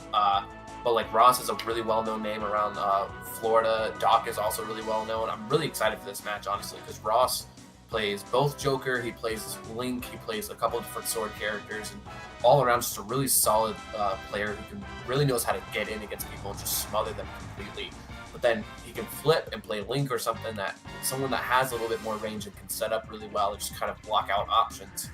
So it's going to be interesting to see how Doc, who I'm sure is accustomed to that, playing someone like Incineroar that is like so slow and has such limited approach options. I think it's going to be really interesting to see how he deals with this, especially in an online format. And in this online format, it's so much more important that you're aware of what's going on, and your predictions mean so much more, because even with the crispest internet, there might be a little bit of a delay too. So I'm so excited just to see how all these top players are like really adapting to it. Like we have Myron here too as well. He's also in winner's side of top 32, and I'm really interested to see how he's adapting to all of this change and stuff. Yeah, one thing I was looking forward to see was was actually Aaron. Aaron had a pretty monster tournament yesterday, I believe. He took sets over Leo, and a couple other pretty heavy hitters yesterday online. And his stream's been popping off. He's been doing really well in tournaments. I believe he may have opted out of this one today. He was one of the top seeds outside of the invitees. I was looking forward to seeing him, but obviously online tournament burnout is definitely a thing. Some people are able to grind him out. You got Epic _ Gabriel, who is like the online tournament fiend, or someone like Benny and the Jets, who's notorious for his grinding online tournaments. If there's a pot bonus, Benny and the Jets will be there. That's a classic. So yeah, one of the really cool things about the online format is you give opportunities to do things like circuits. So this North American Open is a circuit format, which I think is really cool. And the way it works is there's all these regional tournaments that all feed into a bigger tournament that'll happen later in November. Obviously today we got the Southeast, we got there was a few other regions that have already gone through, but all of it bubbling down to get the best online talent in one big tournament. I love circuits like this, and I think the Southeast is going to represent at that national tournament. In that last tournament where it comes through, wow, we are actually halfway through the circuit. Yeah, halfway through. So we've got half the regions already in. I believe it's top 8 from every circuit, or every region get into the final circuit. So you're going to see a lot of players there. Actually, sorry, first place winner of each only, not the top 8. We're going to the top 8 of this bracket today are gonna show up tomorrow. But getting ready to hop in. Looks like Doc's actually playing the Little Mac.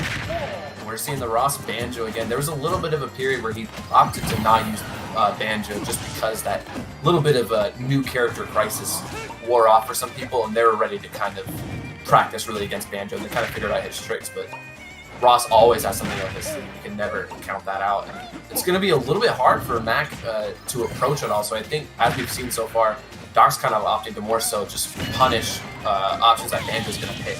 It's like Banjo trying to zone out. Doc's just going to wait there. He doesn't actually have to do a whole lot. Or he'll punish like these whiff dash attacks and stuff. Yeah, thing about Banjo, Banjo, one of those for the beginning of his tenure in Ultimate, people were trying to figure out his kit, and he kind of turned into this very campy zoner style-esque, but with these kind of explosive punishes as well.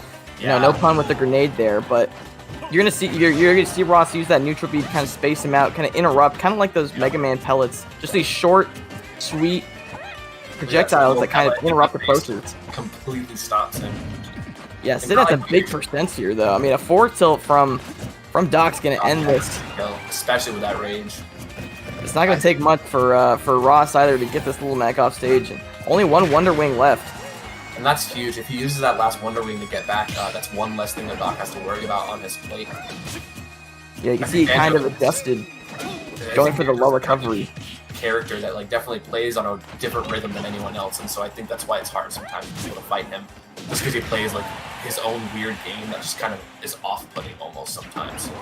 Like you were saying, he just has such a unique game play style, and his kit is so unique and just different.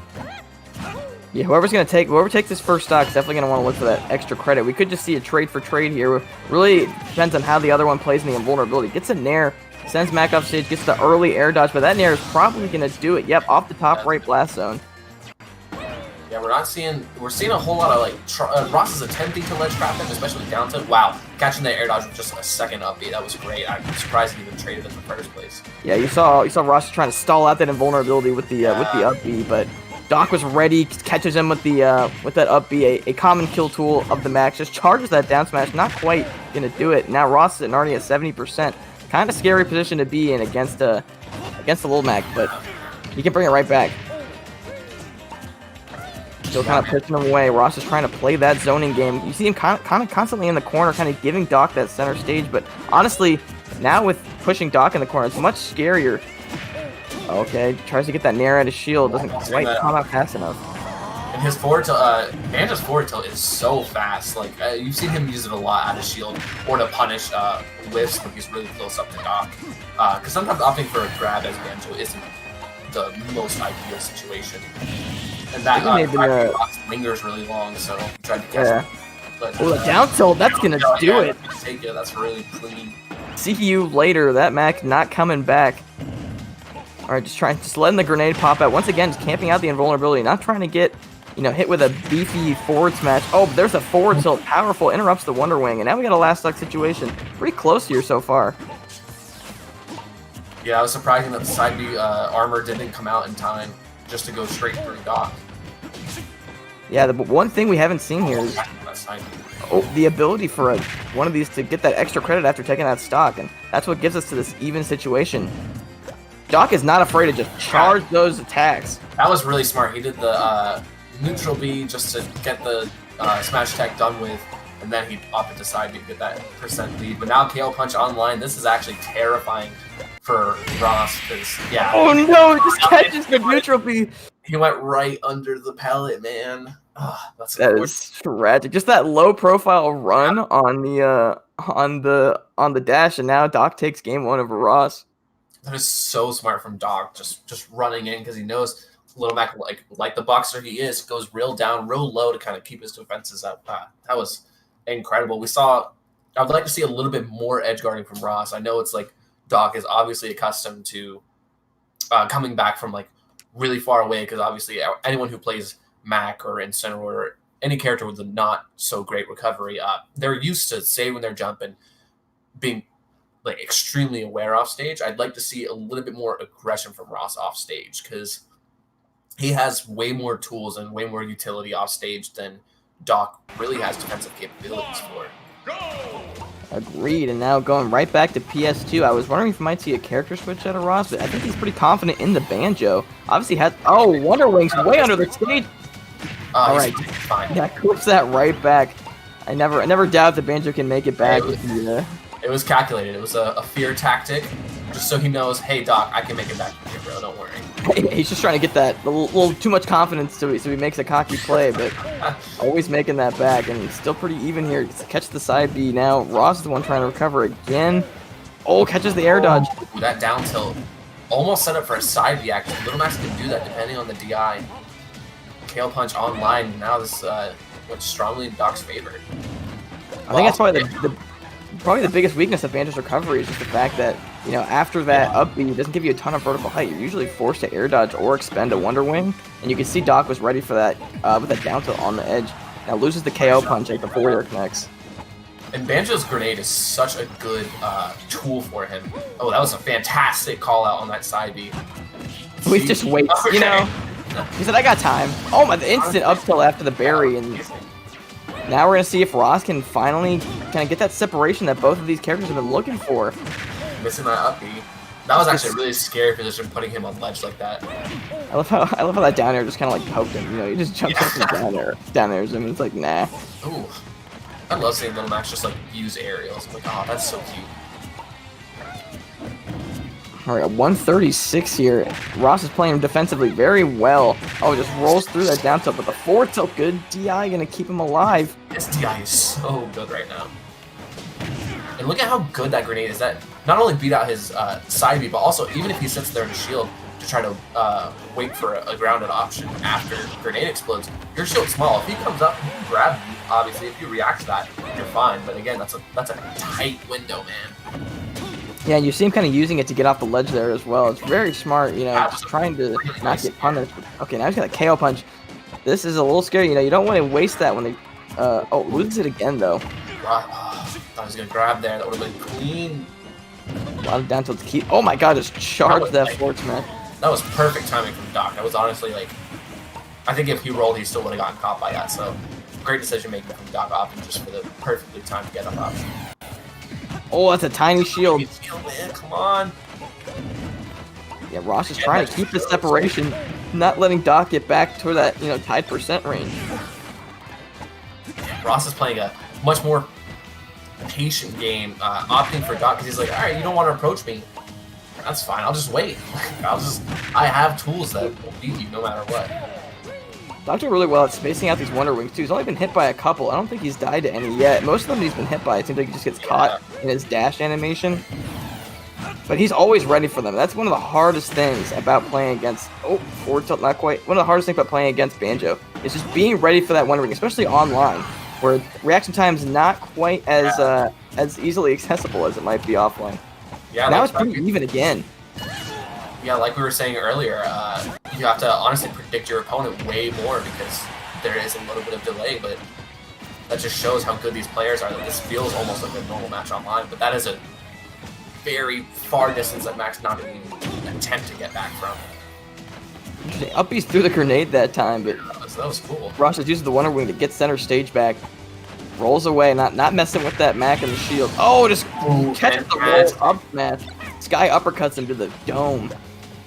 That was great. You saw he did like a little stutter step in his initial dash to kind of bait Ross to do something and just let that forward smash fly. He doesn't quite copy the tech option as well as he might have, but okay, gets the tech in place. Oh, he wanted that forward Great smash. air dodge. That was a great air dodge right there.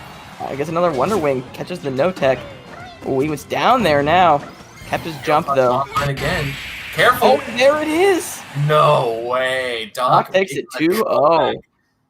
You push him to the corner of the ring, and that's what's gonna happen, man. Yeah, that was just impressive. shows some crazy combat potential that a character like Little Mac has with KO Punch, such a versatile tool. And it's just Stealing out both games with it too. yeah. I mean, you know, he kind of waited for the best time. You know, I think it's one of the hardest things for Mac is knowing when to use that. Obviously, you don't want to lose it. You know, you don't want to have it and lose it. But a lot of people get too antsy and then use it in a time where it might not be worth it. But Doc knows exactly when to use it, knows when it gets the highest risk reward, and takes that over 2-0 over Ross. Yeah, that was an incredible game. Doc really just playing that super, super well, kind of adapting to Ross's game. Ross looked like he was going to take that game too, man. Like I was getting excited, man. He was making all the right moves, but Doc being just so calculated with that KO punch just comes back. I think we got a Red Bull replay coming up right now. Yeah, let's take a look. See what play we got. There were plenty to choose from in that set, but here we go. Down tilt gets him off stage, but I think this might be where. Oh, and here's the sealing out game one. Oh man. There's so many close stocks here. I mean, it seemed like every stock, it really came down to who was going to get that final hit, that last neutral win. There's that back throw. Takes it out till about 180 to do it, but there's that nair. I love that nair covering everywhere. There's not very many places Matt can go, but you throw that nair out there with all those hits, you're going to get one of them. And he made that such a strong read right there, and that immediately evened it up. Only had to get 30%. And that KO punch going to get the rewind right there. Side B, Wonder Wing not doing nothing for you. I think a lot of that just came down to Doc reacting to Wonder Wing, understanding like that he could get out of his shield, still have time to punish. You know, Mac with a very quick dash speed and almost always able to get that hard punish off of those Wonder Wings. And obviously, as Banjo, you try to mix up your timings, try to catch your opponent off balance. But man, I think I'm gonna need a sip after that. I'm just gonna gotta get like Banjo, get my wings up. Yeah, gives you wings. Ooh. Shout out to Red Bull. Thank you. That's good stuff. Yeah, that was great awareness for him. All right. We're sticking with the Florida, some of the Florida representatives here, as we're going to get Myron and Fasucia. This is I'm excited. Finals Day Playoffs qualifier, actually. So this is winner of this is for sure playing tomorrow. Myron, very well known within Florida. He had a couple of really far runs at IRL tournaments towards the beginning of Ultimate with that Olimar. Fasucia, not as familiar with, but he's going to have a tough opponent ahead of him. Yeah, and this is the stuff we like to see. Is we like to see one of these players that we know they have a recognizable name. We've known them from these tournaments, and seeing someone who might not be as well known coming up and challenging that spot. These are the most hype matches you want to stay tuned for because it can be just so upsetting. It is insane to watch these players because that's the beauty of Ultimate is there is so much variety in gameplay that you never know what you're going to get. No matter what character it is, someone can play them completely different and it will just throw off your entire gameplay mentally. Yeah, it's impressive. You know, even with a game with 70 characters or whatever it is, you always feel like you see something new, especially in online tournaments. You know, it opens the door for a whole variety of play styles and characters. Here we are, Sushi on the K Rule, a very popular character among the beginning of Ultimate, and some people stuck with it. As Myron racking up that percent with the Pikmin quite early. I think he recently got some buffs in one of the last couple patches before IRL tournaments took the hiatus. So I think a couple people were even thinking about using him more right before things closed out. So now it's exciting to see people still sticking with that, deciding to use him in this online format. Yeah, the thing I think in this matchup is going to be the biggest, tell is obviously the majority of the neutral interactions are going to go to Myron and the Olimar, just using those Pikmin to space. But what Fasucia can do with those punishes, because obviously Olimar also kind of like character, already takes the first stock there, only at 37%. Yeah, like he was at 165%, and we were in the match for. That's 2 purples. That's scary. Yeah, you never want to see the Olimar with 2 purple, 2 purple. People, I remember towards the beginning of Ultimate, people were saying, "Oh yeah, the character is like B tier, Oh S tier was a with 2 purple." fantastic jab block. Already at 93, gets the stage spike that time. No tech. Already 3 stocks to 1. Myron showing what he's made of. And that just kind of shows that Cable doesn't have a whole lot of options against these smaller, quick characters. And they're definitely doing a good job using the cannonball, using the crown, of using that range and kind of the armor that Cable has on a lot of his moves to definitely power out tough guy some of these hits. But it's not going to matter when you're off stage, man. Myron doesn't care. Myron's going to come off with that swift Pikmin and bonk you on the head, man. Yeah, Myron's showing what he's made of. Quick 3 stock, just abusing the K rule. And yeah, just like I said, those neutral interactions are gonna go to Myron most of the time. Myron's gonna rack up the percent. That's just in the bag because of Olimar and the matchup.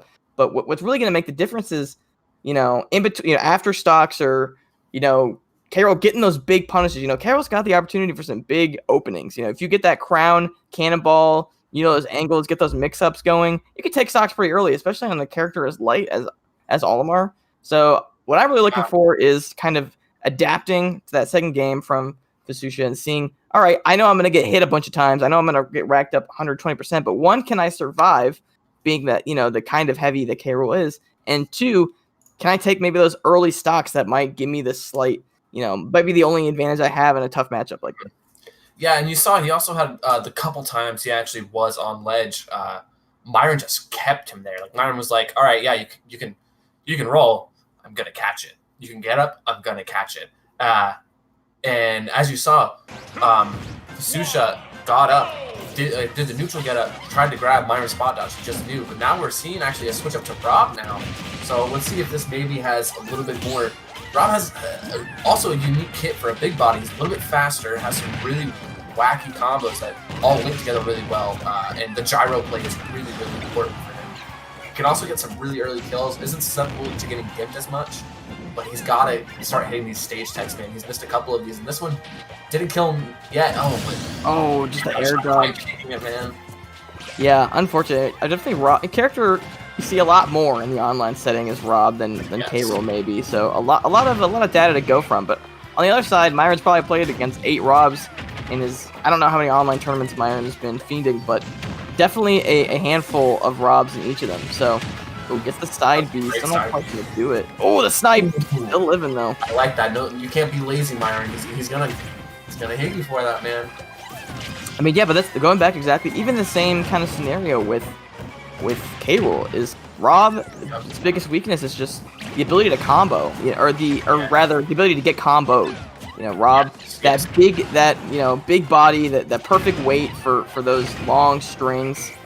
Yeah, if I think of perfect combo food, it's usually K-Rool, and then Rob is a close second. Right, exactly. And you gotta recognize, all right, I might get bopped up for a bit, but I gotta recover, and I got a couple 0 deaths of my own that I can pull out of my pocket. Ooh, barely misses that. But that was the up smash. Big up smash. He's making this comeback. I'm actually loving the play we're seeing from Fasucia. Just like recognizing the openings and just kind of waiting. And opting to kill the Pikmin is actually, I think, a really strong tactic because it now removes it out of his arsenal. He has to waste time pulling another Pikmin. Let's say he gets his prime setup. Ooh, that back, you're going to take it. Let's say he gets his prime Pikmin setup. Rob is just going to kill it. And Rob's going to be like, well, I have fun, I guess. Pull more. Who knows? So Olimar now saying, Mom said it's my turn to play with the gyro. Please go away. And Rob, not a fan of that. Okay, finally goes away. I was going to say. forever. It was a long Myron had the gyro for longer that stock than Rob had, but just getting beaten by that yellow Pikmin. Another big thing with Olimar is the ability, like I think you mentioned a little bit, the ability to get the Pikmin off of you. I mean, that's one thing I feel like K-Roll. Oh, see ya. Oh, that was huge. Never mind. I couldn't even finish like my thought before. The double purple, man. What are you gonna do? Purple is scary. He spikes him at like 80, and that's it. Myron takes it 2-0. Myron, we'll see Myron tomorrow in the finals day playoffs of the Southeastern Open. Yeah, that was kind of quick, you know. But we saw Fususha kind of pull it back, reel it in a little bit.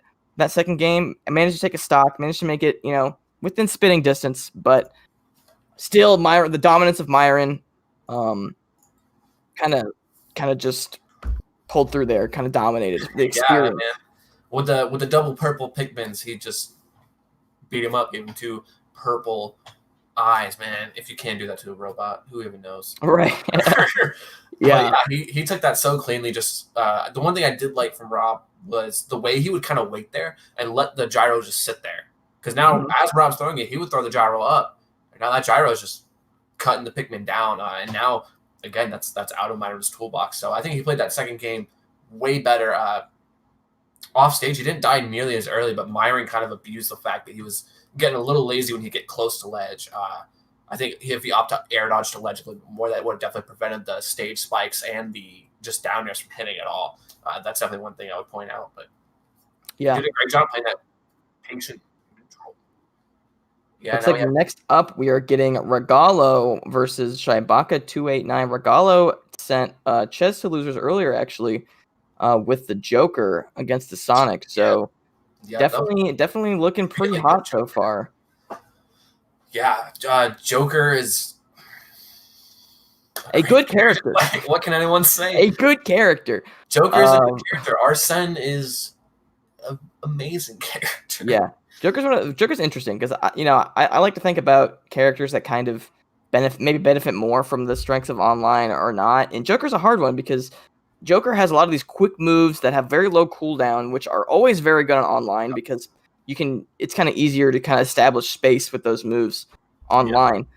But also there's some of the top level Joker stuff is very reactionary. Like you can, like obviously we point towards MKLeo and the ability for him to showcase Joker and some of the things he did offline with Joker, just the most insane setups and combos and reactions. Actually, no Joker here. I'm going to eat my words. Looks like Regala on the Lucas against the Zelda. Maybe doesn't like the matchup, but I honestly love watching Zelda play. Zelda has kind of cute little combos just like that, the up tilt into the nair. And I think against Lucas specifically, her neutral B, I can't remember the name of it. Nair's Love. Yeah, there we go. Shout out to Legend of Zelda. So useful against him, especially because see ya. Yeah, that was a crazy quick stock. No Nairu's Love on that stock, I'll tell you what. Yeah. that was all pure aggression.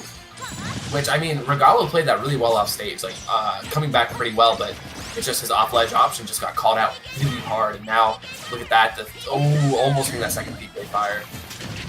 Yeah, Zelda's a really cool character. You know, obviously frustrating to fight at times, I will say. Coming from somebody, Nairu's Love again? I didn't know that blocked like that. Oh my gosh, Shibaka 3 stocks to 1 up on Regalo. Teaching us a little bit about this Zelda. Yeah. Okay. Not sure what's going on here, but maybe a little issue right there.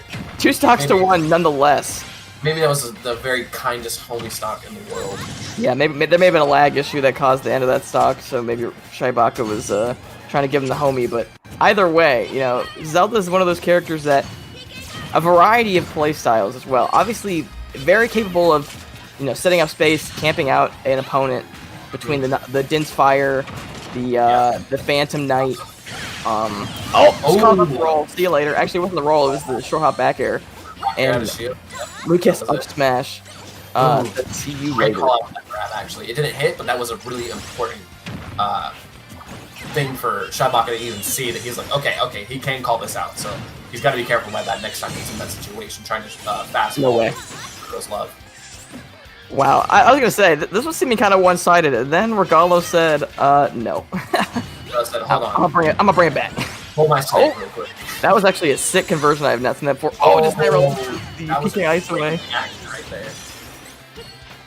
Oh my gosh, this is close here. Regalo with a slight percent lead. A little phantom charges that just kind of throw off the rhythm just a little bit, and also will block PK fires. Ooh, trying to shield. It's a really What was that drag down? Oh my god, that setup was sick. That was like a Nair drag down tilt forward tilt setup. I don't think Shibaka was even ready for that. That was insane. Yeah, the kill screen wasn't ready for it. Maybe the DI was just not good, but man. Just like that brings back the basically reverse 3-stocks the poor Zelda and manages to take game 1. I bet Shibaka is regretting the unfortunate home. Yeah, it really exactly. I forgot. Yeah, I forgot that even happened. Why? Like he jumps off and then loses. I genuinely don't understand. I don't know if anyone else has had that, but I've definitely given a homie stock and lost the game. Not the set though, but I mean that's just, I'm like, dang, I can't believe that just happened. There's some serious Smash lore. It was like Smash and Splash 3. I can't remember. Or one of the Smash and Splash was like 2017, where I think Mango gave Leffen a homie stock and then lost the set. Or Mango gave someone a homie stock and then lost the set after. I know exactly what you're talking about. Yeah. I was watching that live. And Gotcha. Okay, yeah, so Regalo and just kind of brings that back, and wow, that was intense. Insane, man. That was really, really good. Yeah, I like the movement from the Lucas, doing a couple double jump cancel Zairs off of the ledge, just throwing out that snake and having a weak little hitbox. It's like, if you were charging anything, now you're not, and that just kind of throws off that rhythm a little bit. It's not something you're always expecting. Now we're going to town and city this time. A little bit more area almost that Lucas can use to approach, and Zelda can just box out even more with this Phantom Knight right here, completely covering that lower platform, or the stage itself. Yeah, it still seems like Shibaka able to kind of wall out Lucas for a majority of the game, but then some of these conversions we're seeing out of Regalo just kind of even it up so quickly. And that was weird seeing Regalo kind of like off to just camp on ledge from way across the stage, because I mean that was kind of where he got punished a lot last game. Yeah, look at this. Fire just pushing him away. So nice. I love the little B reverse PK fires or the wave bounces that just kind of change his movement up a lot. And it just keeps Shaka on his toes. All right, that got him off stage. Oh, the down smash catches the recovery. See you later. That is such a strong move. That move also lingers a lot. Has 3 different hitboxes. It's kind of big, but it's a really smart utilization of that move. Once again, Regalo showing like, hey, you can kind of wall me out for 2 minutes. Oh, see ya. Just kidding. I got a ledge trap of my own. Phantom catches that stock, and now we're back to 2 stocks apiece. This has been an explosive set so far. Yeah, something interesting to note is that there's only a certain charge of the Phantom Knight that will actually clip on ledge because it starts swinging down at the very end. I think it's like the second charge, and that just shows Shibaka like knows that much about their character. It's really cool to see these little nuanced pieces put together. Once again, 98% from Lucas, kind of scary. A lot of ways Shibaka can settle this up, but just gets back. Ooh, that's recovery. Yeah, Zelda having a pretty vertical recovery that like can go to horizontally, but when you do it vertically, there's not a whole lot of movement after it. So glad that Zelda made that back. Oh, just kind of waits. Oh, this no, maybe not quite. Super smart, actually. Maybe a little more rage would have done it, but very dangerous recovery. Maybe trying to catch Regalo a little bit off guard, not ready for the teleport on the stage. Okay, gets the jab set up. Where's the tech option gonna go? Oh, he just doesn't get up. Almost dies straight from the PK fire. He's like, hey, you know what? I'll just PK fire. It's fine. It's fine. I don't need it. Oh, on the ledge. Scary place to be. PK freeze. Yeah. He's a charge fan. Ledges. Oh, man. Now Regalo with the stock lead, which feels like for the first time in the set. This is actually insane. We saw such a quick comeback from Regalo last game, so now having this confident lead, it could be that Shibaka's getting a little nervous right now. Oh, great Irish love there. He's gonna go all the way back and smart. It was so quick too, catching just off the ledge. Oh, a little early for the invulnerability there. Almost suffered for it.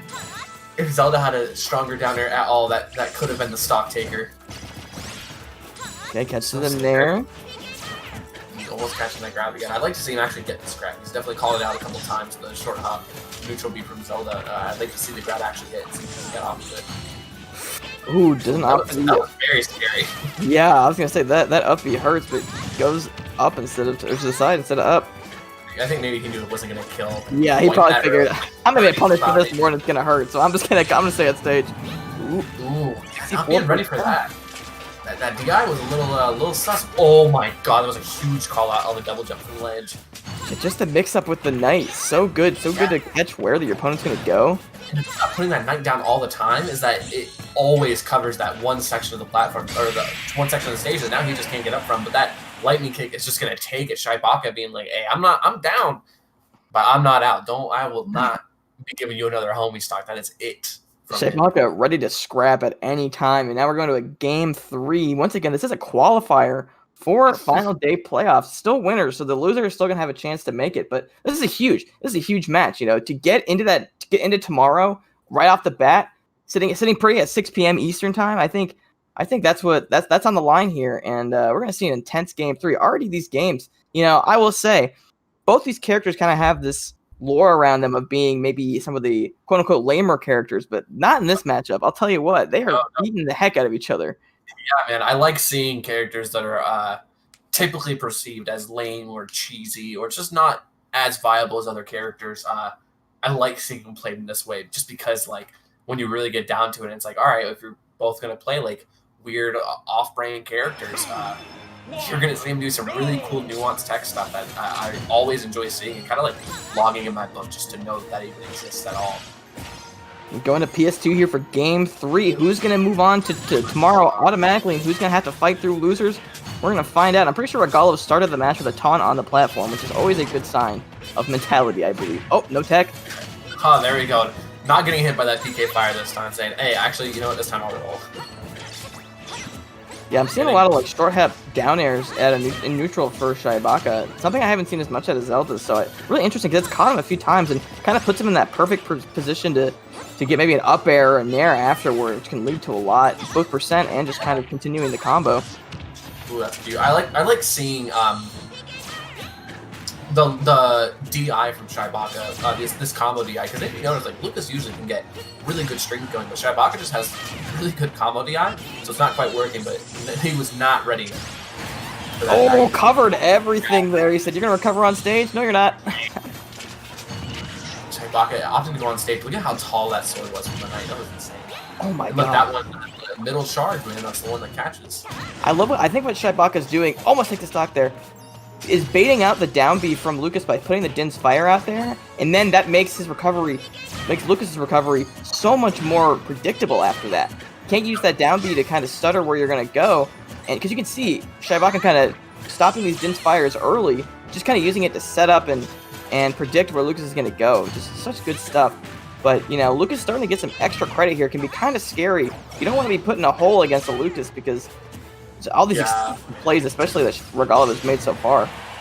Yeah, Lucas is one of those characters that can definitely, when he gets that momentum and gets the ball rolling, he can do some stuff with it, man. It's definitely scary. It was a good job using the tether instead of opting to go far out for the side B again.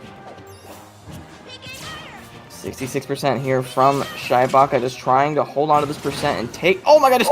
Running towards me. That was the perfect Uno reverse card, because usually you see those Zeldas will set up that Phantom to get a grab on shield, and instead Lucas said, "Nah, I'll grab you." Oh, that was a great bait right there, doing an extra double jump to get that grab baited out. Big lead here for Regalo. Are we gonna see a stop? I don't think so. Not with how this has gone so far. This is some crazy DI from him. He's living pretty long. As long as he just keeps playing his game, man. Regalo can definitely seal this out. It's gonna take a second. Yeah, one thing Lucas's down throw is so unfortunate in terms of how strong some of the berries are in this game. Lucas's down throw is just like not it. Oh, that was a weird interaction. Let's be honest. Yeah, just the smallest hit of neutral B, and maybe Regalo looking for a tech there. Instead, just gets a empty air dodge, falls to his death. That Nairu's Love is just actually kind of fast if you really think about it. It's Very fast. Pretty fast move, lingers a while. It is punishable though. It has a lot of end lag. It is, but that's just one of those things about online though. Just one of those moves that definitely punishable. Oh no! From all See how the way, low he was? the tippity tip of Zelda's hair, and Regalo takes it 2-1 to move on to Finals Day playoffs. As Shibaka moves down to losers. Yeah, man, that was a fantastic set. I'm gonna be honest. That was really, really good. Yeah, that was fun. Oh my gosh. Yeah, and that actually wraps up the winner's side of these qualifiers for tomorrow. And just to recap what we have, Myron moved on 2-0 over Fususha. We saw that one. Doc, actually, SFL Doc, not CFL Doc. I mixed the two up by mentioning Incineroar. But SFL Doc with the Little Mac takes it over J Mafia. And we're going to look at a Red Bull replay for that set real quick because we had some crazy plays. They were getting explosive. The Lucas player definitely just getting in and rolling with that ball right there. Gonna look at this. He has to make that back. That's such a good edge guard. That is such a good edge guard. Oh, the unfortunate to the side. And then right after that is when we saw Shibaka run off the stage. But that's how game one wrapped up. But game two, a strong showing, but that down smash is so powerful. Huge. You saw him take a couple different stocks like that. And then like that, the Phantom swiping up from the ground, opting to get that little bit of ledge, saying, hey, come here real quick. And then here we go to finish up that. Oh yeah, that just wraps up that stock. And then game three, we had this big down smash. Just runs up and does it, man. Yeah, that's what happens when you limit that recovery. Oh, just called up the grab there. Good for the grab. Yeah, that was really, really smart from him. Just charges it. And what good timing. I mean, oh man. Special stuff there. That was such an intense set. I think I need a sip after that. I'm not gonna lie to you. Cheers to that, buddy. Because that, I felt my wings coming on a little bit after watching that set. Yeah, man, that was just explosive. I like seeing the different ledge trapping and edge guarding, just the way that Zelda can kind of hold players back like that. It was really good. Saw a lot of good optimization of her utility and her specials. So really cool. Sure. Always love seeing that. Any character like that doesn't get quite as much representation. I like seeing the little nuanced plays with it. Like I said earlier, that's always a fun thing to watch. Yeah, and like I said, and sometimes a couple characters that might be regarded as not as fun to watch, quote unquote. Obviously, it really varies on playstyle, but those two, they kind of popped off. I'm not gonna lie to you. They were nobody was sitting in the corner for more than a few seconds before they were going in for some spicy setups. So dude, I don't always like watching every character, but it is always fun to see when I do like watching the characters. And that just means that someone is playing that character so well and so unique and just explosive. It's just so fun to watch. Yeah, super fun. And these sets are only going to get crazier. Obviously, we got a lot of losers qualifiers are going to be coming up, but I believe next we are going to see potentially a losers match. We're going to see Dominator versus Sem. So Sem getting sent down to losers by J Mafia, and Dominator, I think came in through the pools in losers. So Dominator on a bit of a loser's tear right now. Yeah. So he's going to be, or they're going to be looking to potentially play Shibaka to make it all the way to finals, all the way through losers. So a lot on the line here, while Sam just trying to bounce back after potentially a tough loss against a strong opponent in J Mafia. And a little note right here that Chez actually is knocked now out of the tournament by Nick Riddle. Wow. Crazy upset right there. Well, this Now is we're going to interesting. see the Doc versus the regular Mario. Will the PhD come out on top? Yeah, I was gonna say, how many years of med school is gonna pay off here? Not enough to recover as well as potentially the plumber, but yeah, obviously Mario with a little more toolkit than potentially Doc in this game, but Doc still's got some stuff. Let me tell you. I think Doc just kind of hits a little bit harder, man. He might not link together as well, but I think all his hits feel a little bit more beefy. It's like Mario was practicing in the ring, Doc was practicing in the hospital, but the hospital toughened him up, man. He got strong from that. Exactly. Some of the hits are beefy, like that up smash is super fast out of shield. And it almost feels like completely different from Mario's. It sends out like a completely different angle, and it's kind of crazy how similar these characters can see when they're actually surprisingly different. Yeah, that jab on shield though is always going to lead to a grab as Mario's, of all kind, love the back throw. And the back air for that matter. I think Big up smash. Because like we said, it scoops you forward and sends you actually in front of Doc rather than directly up like Mario's does. A little bit different. We're seeing Dominator so far use the flood a little bit every time kind of that Sam has been off stage. That is a great little up air string, trying to catch that this tech with the down air. Oh my god, 77 almost out of there. A little more rage would have done it. Well, we're seeing the flood is going to be a super useful tool in this matchup, just because, like you said, Doc, doesn't quite have the recovery that Mario does. Yeah, a lot more linear, a lot more kind of predictable. So using that flood to limit options, I think, like you said, is can really pay dividends in terms of finishing these stocks. Sam at 147, though, a little reverse edge guard style. As that down B is powerful, finally gets the stock. Yeah, but Dom down whole stock right now. You gotta find a way to kind of bring this back. Yeah, obviously, you know, you're used to seeing that regular Mario up air a lot in those combos, but Doc's up air is nothing to sniff at. Like, maybe it doesn't quite lead to as many as the Mario one does. So we see it right here on the platform, the continuance, and the down air, not quite gonna do Great it. optic for the down air to actually kill versus he knew the up air wouldn't kill at all. But he was saying maybe the down air would, because it actually has a good little bit of knockback on it. Yeah, it does. Got that good base knockback. So if you get it up high enough, you can steal stock pretty quickly. But Sem hanging on to the second stock. Dom making a bit of a comeback though. No jump, I don't think. And this could be. Just gets back with Just the. barely messing that up. Oh, that was the hitbox. I thought that down smash was gonna low profile, but just trying to go back. It just scoops him up, man. You gotta respect that. You gotta respect that.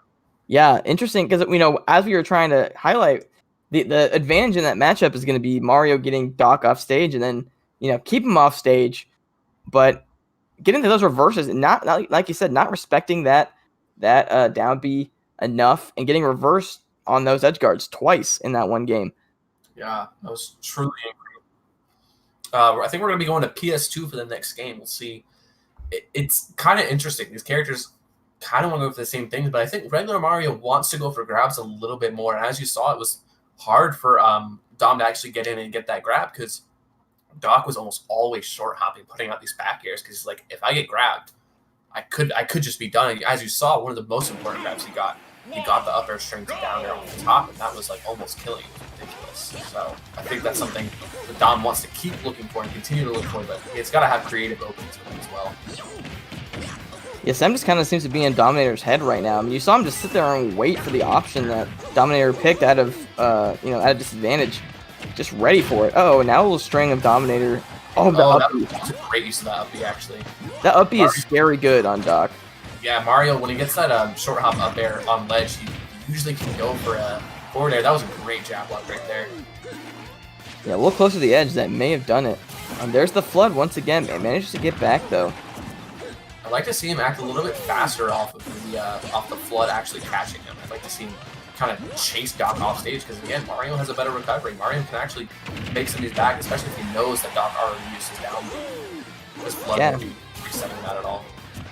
Yeah, you can see just kind of maybe trying to adjust from game one, trying to be a little more patient on the stage, but still, you still got to capitalize as Sam able to bring that stock back and take the first one. Yeah, that Doc's down B has heavy armor? Yeah, I think it's a little bit of like that first hit, kind of like the weak kind of pushes them away a bit. And another big advantage is the pill. The pill on Doc has always, throughout the Smash games, the pill has always kind of been a dominant force in the projectile game. Really good. I don't know what makes it so good, really, but it just works, man. I think it's just the trajectory of it and maybe the slight extra hit stun on it. Big combo here from Dominator. Ooh, that was a good. That was a huge punish that Sem just ate for that. Actually, trying to get his own up smash and then Dominator just being like, I'm just gonna F smash. Like if you spot dodge, it's done. Look at that angle, man. He's gotta be ready for that. Okay, uses the fireball to come down, but catches the neutral get up with the down B. That covers so many options in that one setting. It covered attack, it covered grab. The only thing it didn't cover was roll. That was like Hit pick. Yeah, Dominator now on his tournament stock, trying to keep his losers run alive. Who would have thought that his own, self would be the downfall, but he's still in it. Vector not quite gonna do it. Good DI from Sem. Oh, just spams those back airs, catches the spot dodge, and now we got a last stock situation. Listen, man, sometimes you gotta spin to win, alright? If it works, it works. That's all I'm gonna say. Oh, spinning there. Catches. Dom honestly has really good conversions off of little hits. Like we saw the jab lock, we saw a couple different grabs that he got actually off of it. Oh, no. Oh. It looked like Dom was coming up to about 100%, so that was an unfortunate time to DC nonetheless. But we work through these things. Obviously, we try to battle any barriers we can. But yeah, I think I need to sip after that. That last stock was getting a little tense. It was getting exciting, man. We love seeing those real tight combos from Dom getting these really good conversions going on. And then Sem kind of playing more of a mind game approach where he was like, I'm going to do this, and I know you're going to get hit by it. He's like, even if you don't, I know what you're going to do after it. Or he's going to cover options with some of his moves. And so that's kind of how Doc has to play. Doc is a heavy hitter. Not really as fast as Mario. Doesn't have quite the same combo potential that Mario does. Doesn't have as long conversions, but his conversions are going to do big, beefy hits. And they kind of make you feel exposed when you get hit by it. Like, whoa, okay.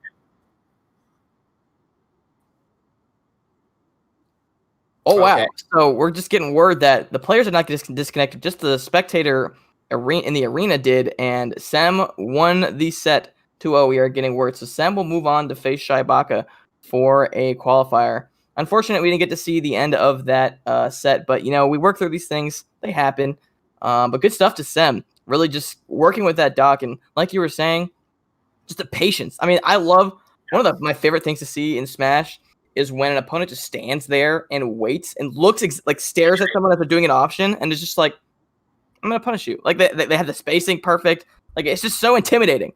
Like if someone stands there and watches me do something, I'm like, all right, I missed. Okay. It's like they're in your head. Like, you're going to do this, and I'm just going to stand here and wait because they're just confident that they can catch that approach, or they know kind of what you're going to do. They're predicting it. And any player that kind of has that grasp, it's a huge mind game, and that mind game can just just destroy you and wear you down. And after a couple times, it's going to be crazy. We're going to actually see another Red Bull replay. Shout out Red Bull hitting us with the fire clips again from every match. There's one of those reversals. We saw a couple of those in that first game. And there's the other one. Like, wow, yeah, that's big stuff like that. Ooh, yeah, there's that armor you were talking about too. Just catching that guy and pushing him away. Wow, that down beat, man, that's truly the spin to win button, man. That is truly incredible how much that works. Oh, that was great. Spotting that he actually tried to spot dodge lingering ahead of that back air. That was smart from Sem to try to spot dodge that, but that move was just so fast. There's not really a whole lot you could do. He could roll away, but it's at that point. And then what? Right. Yeah, it's like another back air. What do I do? Yeah. Yeah, those characters both playing so differently in their own right. It's kind of it's always really interesting to watch. Right. But it's still an impressive run from Dominator. I mean, like I said, came through losers from pools, taking out Zasaya, taking out Ross, who we saw earlier. Yeah. And then finally falling to Sem, but obviously making it that far through losers always impressive in a stacked tournament like this. Some of the best talent the Southeast has to offer in Smash Ultimate. So yeah, and I believe we might see Shaibaka versus Sem. Yeah, Shaibaka and Sem. Exciting. I'm actually. Yeah, this is kind of coming in right now. I'm a little hyped for it, Yeah, I mean, two characters I've already seen on stream today. Two players who, showed dominance in their own right. Obviously, Shaibaka just couldn't quite edge it out against Regalo, but I'd be interesting to see kind of the interactions between Zelda and Dr. Mario, or maybe we'll see a different character from either. But and even if they do play different characters, I'm excited to see how their gameplay adapts to it. And now we're seeing the item roll. There's Sem right there with the sign. Holding the sign. Great pick. I got, what is it, iPhone 11? I mean, like that's impressive. Dude, it feels almost like real life. This is insane. Yeah, there's a lot of, obviously winners matches you want to stay in winners as long as possible, but when you get in this losers range, it really comes down to mentality. I think mentality. Some people thrive under that pressure, and some people kind of crumble. But both these players clearly able to push far. This will be actually the first set that Shaibaka has played in losers today. So interesting to see kind of where that mentality arises. Whereas Sem already has 2 wins in losers. So we're gonna go to the classic here on game 1 on Pokemon Stadium 2. No surprise there. You're never surprised to see it at this point. I'm loving these stream transitions, by the way. Shout out to the GOML staff for just really still keeping this tournament together. It's really amazing. Great support from everyone on it. Oh, missed tech there. That could have been scary, especially against that Doc. Trying to edging out with the pills. That Nair also very good from Dr. Mario. Dr. Mario is one of those characters that has like a couple of really, really good moves and then just really hard weaknesses in his kit.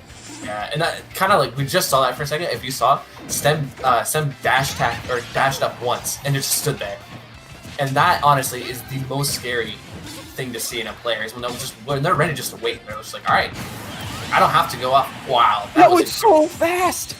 That up B is insane. Doc missing the down B completely.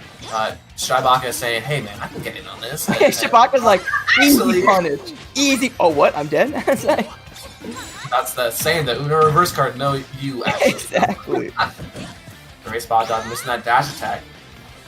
I think Shaibaka kind of put a little bit more respect right now on the move that Doc can throw out.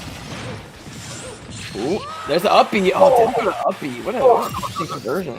Full conversion, man. It seems like Zelda got the wings going on now, man. Yeah, exactly. She had a Red Bull for straight. Oh, Mitch catches the no tech with the down B. Gonna get a lot of percent on that and get center stage. Oop. Maybe missed a the up smash on the shield. That's a cute little double jump up there to kind of cover that ledge. Because Sem likes to wait on ledge sometimes. As we saw from the last game, he'll just wait to do that down B. That was a cute little up there. I kind of want Shaibaka to keep that in the pocket too. Pretty close here. 108 now on Shaibaka. Definitely some ways that Sem can end this out. Oh, maybe try to get a different angle on that pill to steal it with the up B. It seems like Sem's actually abusing maybe a little bit of the knowledge that people don't have about Dr. Mario. Like not really knowing what moves are 100% safe or even how to punish them. That was a great punish right there. But you can see Sem just kind of throwing out some reverse up smashes as he dashes up. Ooh, that didn't fire, just taking it right off the side. He's got to be ready for that.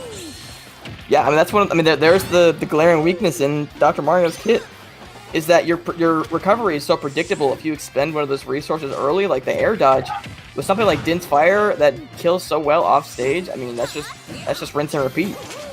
Yeah, that was incredible. He's definitely got to be ready for that. It's not Mario. Wow, look at how far that sword actually reached. I almost reached the platform actually on that left side. Shaibaka's been holding on to this stock no longer though. Wow, that was really creative actually. Going for a tomahawk, Shaibaka probably thought he was going to grab. He was like, nah, I'm just going to down B. Now a last stock situation. Sem's going to want a big opening to kind of even up these percents. Already at 83, can't get caught too far off stage, or this could be curtains. It's interesting to see how different Shaibaka kind of uses his kit. It's almost the same way, but it's like slightly different, just kind of nuanced. Also, it seems like he's trying to kind of learn what Dr. Mario wants to go for Sem specifically, but as always, the Trusted Knight coming in clutch there to save the princess against punishing the neutral getup to take game 1.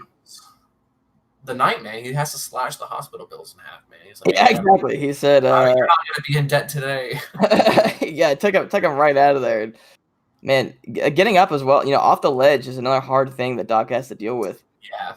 You have some options, you can, jump down up air or try to get a pill off stage, but if they call you out, you're just kind of in no man's land, and we saw that there with the neutral get up getting punished so easily with that big slash from the that was gigantic, and that also kind of shows Zelda's strength too. That she's really good at trapping a ledge. We're going back to PS2 too. Yeah, I don't think the platforms really work against Doc at all, but I think other stages being so small, it might make that Knight take up a little bit more room, kind of be a more commanding force that Sem doesn't want to have to deal with. Right. Sam might just be at this point like, listen, this matchup not great for me. I'm just gonna go to a comfort pick. I just like PS2. I'm gonna go back here. I mean, did the same thing in the first match as well. So, big conversion here. I like that combo, the down tilt dash attack.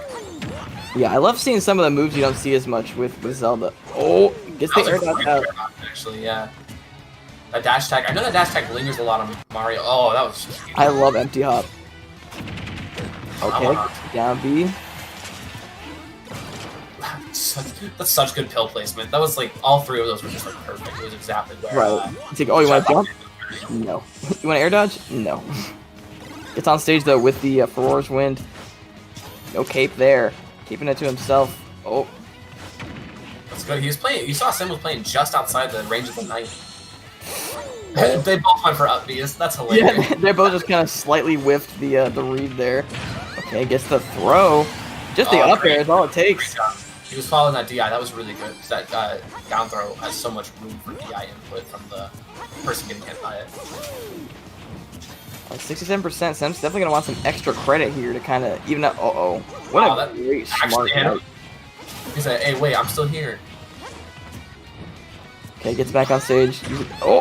Spaces out that forward smash though. Yeah, there we go. Great DI and great air dodge. Just barely avoiding both those up airs. Ooh, just jumps over the blade of the knight, but Uppy gonna seal it up. Yeah, I love the patience from Shaibaka right there. That was like crazy footsies that Sem was playing. Just dancing around the shield, and Shaibaka was like, okay, now that you've used all your resources though, okay, now Uppy. That was great patience. Dead even on percents here so far. He's fishing for that down air in placement. He's looking for that jab reset again. Because I'm pretty sure that'll just lead into a up smash. Okay. Oh, it just whips the grab. It's unfortunate. Yeah. Wow, what timing on the up smash. To be able to catch that and not get hit by it, that is impressive. That's so weird. Yeah, he throws the pill out there and try to limit the recovery options. Oh, read the roll. So smart from Sam. That was great patience, too. Once again, down to the pill placement. The pill placement kind of limited to say, okay, you can neutral get up, but you're going to get hit by a pill. So you better roll, except I have positioned perfectly to send you right out of there.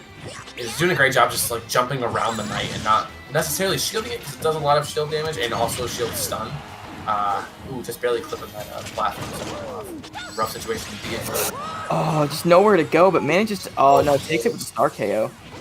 But I like how Sem is playing around the knight all in all. It's been really consistent and really good. It's a hard thing to play around. I mean, it's so quick from the get-go, and you can mix up the timing so well as Zelda. Uh-oh.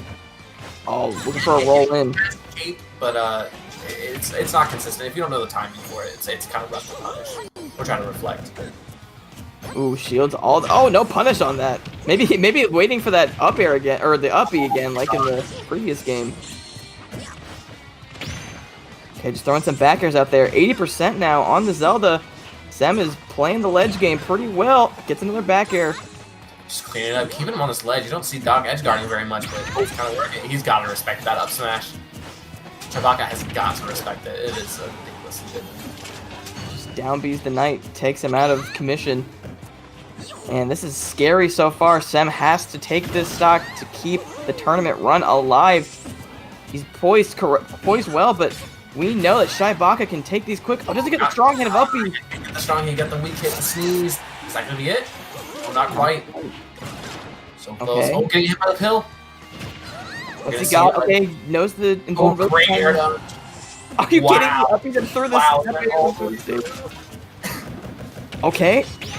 Oh, great job waving that shit. Shaibaka is gonna take it. Oh, Sem choked the lead. that one hurt. So unfortunate. Playing that so well. Yeah, took the words right out of my mouth, man. Yeah, man. But good stuff with Shaibaka. You know, took a hard loss against Regalo in that winner's set, especially after that weird game one. After that, like apparently homie stock or something, and to lose that game. Yep. But to keep that composure and win a close, you know, that 2-0, it was close though. Against Sem, that's impressive. Yeah. And Shaibaka will move on to tomorrow. We're gonna see some Zelda tomorrow. So I'm excited to see that Zelda again. That's gonna be lit. I think we also have Nick Riddle moving on to tomorrow, and then a couple others of winners side. Doc moved on, Myra moved on, both in winners. And then Regalo obviously moved on. And Hen, well, yeah. let's check out a Red Bull replay of that set because there is so much, wild interactions that happen. Dude, Sam almost had that. It was so good. Star KOs, man. Those are coming out. With the Knight just holding Zelda's back, dude, and that dead fire coming right out. All right, this is fast. Ready for it. Yeah, that timing on that full hop as well. And yeah, big punish underneath the get up. That's not just barely. We're gonna see. Yeah, I like that double jump following that DI with the up air. Hard to do online, but managed to do it. Look at that, the footsies and Shibaka knowing exactly when to pull the trigger on that. That was really, really good. Good reaction right there. Look at that. Oh, that was such a true tornado. It did not work. Yeah, it was man. You can only spin to win so many times. Dude, the wheel gets rusty, man. It does get rusty, but great showing from Sem. With a character like Dr. Mario, who not the best in the game, obviously, but clearly understood the strengths of the character and such a good, fun to watch mental approach to his playstyle and patience. The patience he showed in those matches was just so fun to watch and intimidating at times, but unfortunately for him, did get edged out by Shibaka there. But we do have 2 more sets of the day that are both losers qualifiers for tomorrow. Looks like we're going to see Fasucia, who we saw earlier, and then Coffee Boy's Mr. Sensei. Ooh, Coffee Boys. I remember that name. Oh, my lord. Yeah, Mr. Sensei, another player we are familiar with from the area. And Fasucia we saw earlier in the set against Myron. Unfortunately, didn't get to see very much of the strength of Fasucia since Myron kind of pulled out the bop a bit. But kind of dumpstered, but a little bit. But obviously, Fasucia got that far for a reason. Has the poise to compete at this level, and we'll see what they'll do against a experienced player like Mr. Sensei. I think Mr. Sensei plays Game & Watch. That's going to be a character that. I mean, if anyone was there for Frostbite, I got to see that live. It was so fun. But Meister made it so far, actually making it all the way to Grands. It was really insane. I think MK Leo went to losers. I don't remember who eliminated him, but Meister just had to get one set. He had to get one set on. And I remember that being a little rough. Yeah, Meister won, I think, 1 game, maybe 2, and then MK Leo came back in 7 games in a row, just won or something like that. It was insane. And this will actually be our last set of the day. And J Mafia and Cortex is the other qualifier, and they're going to play off stream, I believe. So this will be our final set. Just see who makes it tomorrow, and what is inevitably going to be a duking out of Southeastern powers of Smash Ultimate. So I'm excited to see how this finishes up. And we're going to go right into it. Back on the King K rule is Fasucia. Just waiting with the bucket. He's like, yeah, give me the crown. Give me the crown. Oh, looks for that down tilt to catch the recovery. Oh, big nairs from Mr. Sensei. We're seeing K Rool's specialty, beam combo food. Yeah, exactly. Probably one of the biggest parts of the character that kind of deters people from wanting to play him all the time. And Game & Watch in his own right, having a fantastic combo of tools, with just low knockback moves that all set into each other with little to no end lag. Just very safe moves as well. Very fast movement options, like that up. Look at how fast that is. I mean, he's not the fastest character in the world, but he can close space, man. Don't even worry about it. Yeah, Fasucia, one thing I'm seeing... So good. Yeah, big up smash. A very good move on Game & Watch. But one thing I'm seeing in the last set and this set so far is Fasucia kind of puts a little too much reliance on the side B and the armor on the side B. Players of this caliber, they're gonna understand the armor and when they can punish it, what they can get off of it. And we saw that with Myron. We're already seeing that here with Mr. Sensei. Oh, just tries to follow him down. Yeah, I thought he was going to follow with that back air again. That would have been an easy stock, but Susha taking that with a big forward tilt. Yeah, that was huge. Kind of, I think, opting to get that chip damage almost. That was great tech right there. Getting that little bit of chip damage and, mentally saying, all right, even if he reflects the crown, I can still follow up. This is just a kind of approach, create space tool. Ooh, good edge guard right there. Going down low and double jumping with that back air to kind of catch that recovery off to the side. Yeah, K-Roll, good recovery, at least in the recovery mode of it, but it's also very linear. And if you can get under him, obviously it's hard to edge guard him from above because of the hitbox. But if you can get... Oh my gosh. So smart. He actually grabbed him to avoid the recoil hit of the crown. So smart. He's not invincibility. Okay, gets a couple up airs here, a little toot action. Trying to eat it with the armor, but all those hits not helping him. Yeah, I think this is just also a really, really rough matchup for K-Roll specifically. I hope he hits that stage tech. No, not quite. Tech. Yeah, we saw that issue, the same wavelength when he was playing Myron. It was a little bit of a rough area. But overall, I think he's just kind of learning his game plan as it goes. But I'm seeing it evolve just a little bit. He was getting more and more chip damage, and I think he just had a little bit of a hard time getting in, just like anyone does against Game & Watch, especially someone that doesn't have like the fastest moves in the world. He did a good job trying to like abuse that armor a little bit as well. So yeah, a little bit of trouble stealing out stocks as well. We saw in that first stock, he was able to kind of keep it relatively competitive. Gets Game & Watch a light character is gonna die if you get him. You hit him towards the edge hard enough, he's gonna die. Not the easiest to edge guard at times, but he's light enough to where K-Roll, big body man, big body lizard, is able to take him out, but just not able to kind of either get the understanding of the options from Game & Watch enough to steal the stock, or win those neutral interactions enough to get that big hit, get that final hit. So let's see what Fususha can do to adjust in game 2, but Mr. Sensei pretty dominant in that first game. Sticks with the K-Roll though, no Rob switch this time. I think he likes the stage a little bit better just because there is a little less room for Game & Watch to actually use to his advantage. Like I think K-Roll can kind of put out these crowns, and it is a little bit easier to get in with it, but I'd like to see him be a little bit more aggressive with his approaches instead of just waiting after he throws crown before they hit to activate. I'll tell you what though, if Mr. Sensei had hit that 9, we would have been seeing that on a Red Bull highlight afterward. That would have been insane. Okay, misses the back air there, no stage spike this time. Up smash though, he's gonna get punished. Oh, now Mr. Sensei just opting to wall out with the forward air. Oh, didn't catch the hitbox with an air. He said, hey, listen, man, you can't reflect the wind, bro. It's not happening. Oh, tried to shoot it into the ball, but good luck. Great awareness from Mr. Sensei, knowing to not get hit by that bowling ball. Look at this, he's actually trapping him pretty well right now. Okay. This time down smash. He doesn't get punished for the side B that time. Oh, big up smash! That was a fantastic call out. Knowing that Game & Watch likes to land on top of you a lot after he just saw him do it twice, he was like, okay, fine. He's gonna land on me again. I'm just gonna up smash before you gets here. Yeah, the key's gonna be how long can Fususha hold on to that stock? How much extra credit can they get? I think the most important part for Fususha right now is to make sure he doesn't get put on ledge, because that's where he's lost all of his stocks. K-Roll is a heavy boy. Game & Watch will use smash attacks to kill him, obviously. They're kind of fast, but as long as he plays it right, he doesn't get edge guarded, that's going to be the main way he steals the stocks and keeps that stock alive. Yeah, just trying to retreat to the platform, set something up. Okay, falls through there, tries to get the vacuum stuck. Ooh, trying to armor through that was actually really smart. And that up smash is so fast from Game & Watch, just immediately acts out of it. Yeah, and you gotta think right now, Fususha, any hit he gets to lead, not anymore, but he still does have that extra credit.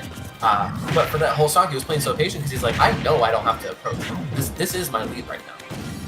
That was a big opening for Fususha, not able to convert off of it though, and gets punished for the side B once again. This is going to be big.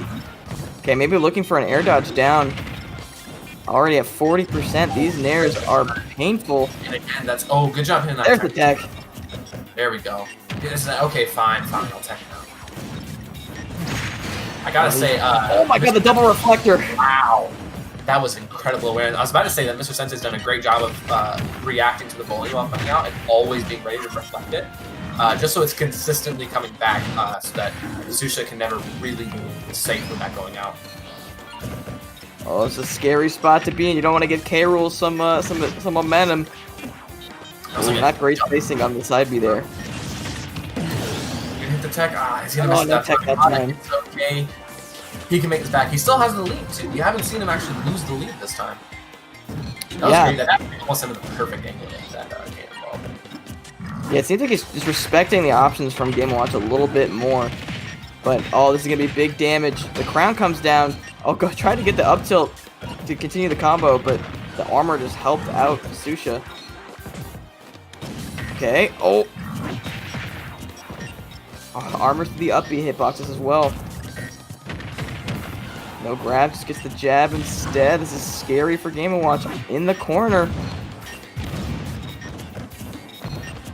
Hey man, I have all day. You have 4 minutes. I will time you out, bro. I have Exactly. 100%. And now, finally, the lead's lost. That might be it. Yeah, Mr. Sensei is going to take that clean 2-0 from him. Again, I think Fususha just had a rough time in counter-picking wars. K-Will not being the best character in the world, but also we all know his player weaknesses. He's got slow attacks, no really good out-of-shield options. He's got his little bits of specialty areas, but I think Fususha played that as good as they could have. Doing really good just to keep that chip damage going and keeping that lead consistent. So Mr. Sure. Sensei will advance to winners round of 16 and be playing tomorrow. Yeah, tomorrow is going to be a big, big day. As we said, those top 8 winners from today are going to face off against an elite group of players that include the likes of Esam, Arfane, Wrath, Goblin, Epic Gabriel, Peebnut, Mute Ace, and we had Pika Pizza as well. I will say I did actually have the opportunity to kind of play with Mute Ace a little bit recently. It was super fun. I'm going to say Mute has kept his skills going, dude. It is ridiculous. And I asked him, he's like, I haven't been playing that much. I'm like, that's crazy, though. So you can expect all these big players, even though they might not have been entering stuff, they're never actually done. Like, they always just have it. It is always there. They're just the key is in the ignition. They're just waiting to start it. That's all it is. So I'm excited to see these players just come back with the same quality of gameplay, if not better. And you know that these players want an opportunity to compete at the big final of the circuit in November. They want to represent their region, and they want to take home the gold. So the first place winner tomorrow will do that, but they're going to have to go through a slew of competitors in order to advance to that top status. Mm-hmm. I'm actually super excited to see a couple matches in particular. I'm really excited to see Gabriel versus J Mafia, who is a Yoshi versus that tried and true Gabriel Rob. I mean, we know he's been practicing, like we said earlier. He's been grinding online events and really honing his skills. And I think he's actually, J Mafia just took a set off of Epic Gabriel in a tournament the other day. Oh, really? Yeah, so that's going to be a competitive set. I know Epic Gabriel's going to want to bring that back, kind of get that revenge. Yeah, you guys got to tune in, man. That is going to be seriously killer. That is going to be a blood boiling set for sure. It's going to be super hype. Yeah, and tomorrow we are going to be starting at 5 p.m. Eastern time for the top 16, all the way running until the final grand finals winner. Right here on the Even Matchup Gaming Twitch channel. It's going to be intense. I don't know what to say. I've commentated a lot, or a decent amount of kind of Southeastern regional stuff, and there's always some surprises. There's always some crazy upsets. There's always some player like, who the heck is that, who comes out of the woodworks and beats the number 1 seed or something.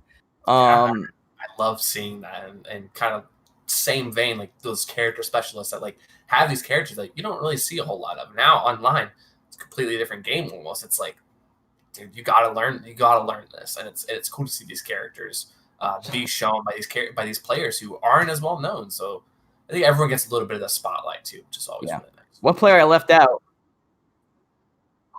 It was a big one, was Cola. His Smash.gg tag was something different, I thought. But Cola, another huge guy, huge competitor. But that's going to wrap it up here for us tonight. Be sure to tune in tomorrow for the finals of this insane regional qualifier for the circuit. And make sure you thank Even Matchup Gaming. Give them a follow on Twitch. Give them a follow on Twitter. Support this scene. Support this this circuit. It's going to get crazy. It's going to be so fun. And most importantly, follow my man Luther at Undrink on Twitter. Sensational guy. Sensational. Super fun commentating with you, Luther. Always a pleasure. It's been a minute, but I'm so glad that we got to. And like he said, show him some love as well. And shout out to the whole Even Matchup Gaming staff and everyone for the GOML tournament. Y'all have done an amazing job running this so far. We're excited to get into this top 32 tomorrow. It's going to be really, really exciting. Or top 16 tomorrow. My apologies. Super excited. Shout out Red Bull as well for the sponsors. Thank you guys for all the support. Yeah, I'll direct to that. we're having a great time here. So yeah, be sure to follow Even Matchup Gaming on Twitch, and we'll see you guys tomorrow at 5 p.m. Eastern Standard Time. See you all tomorrow.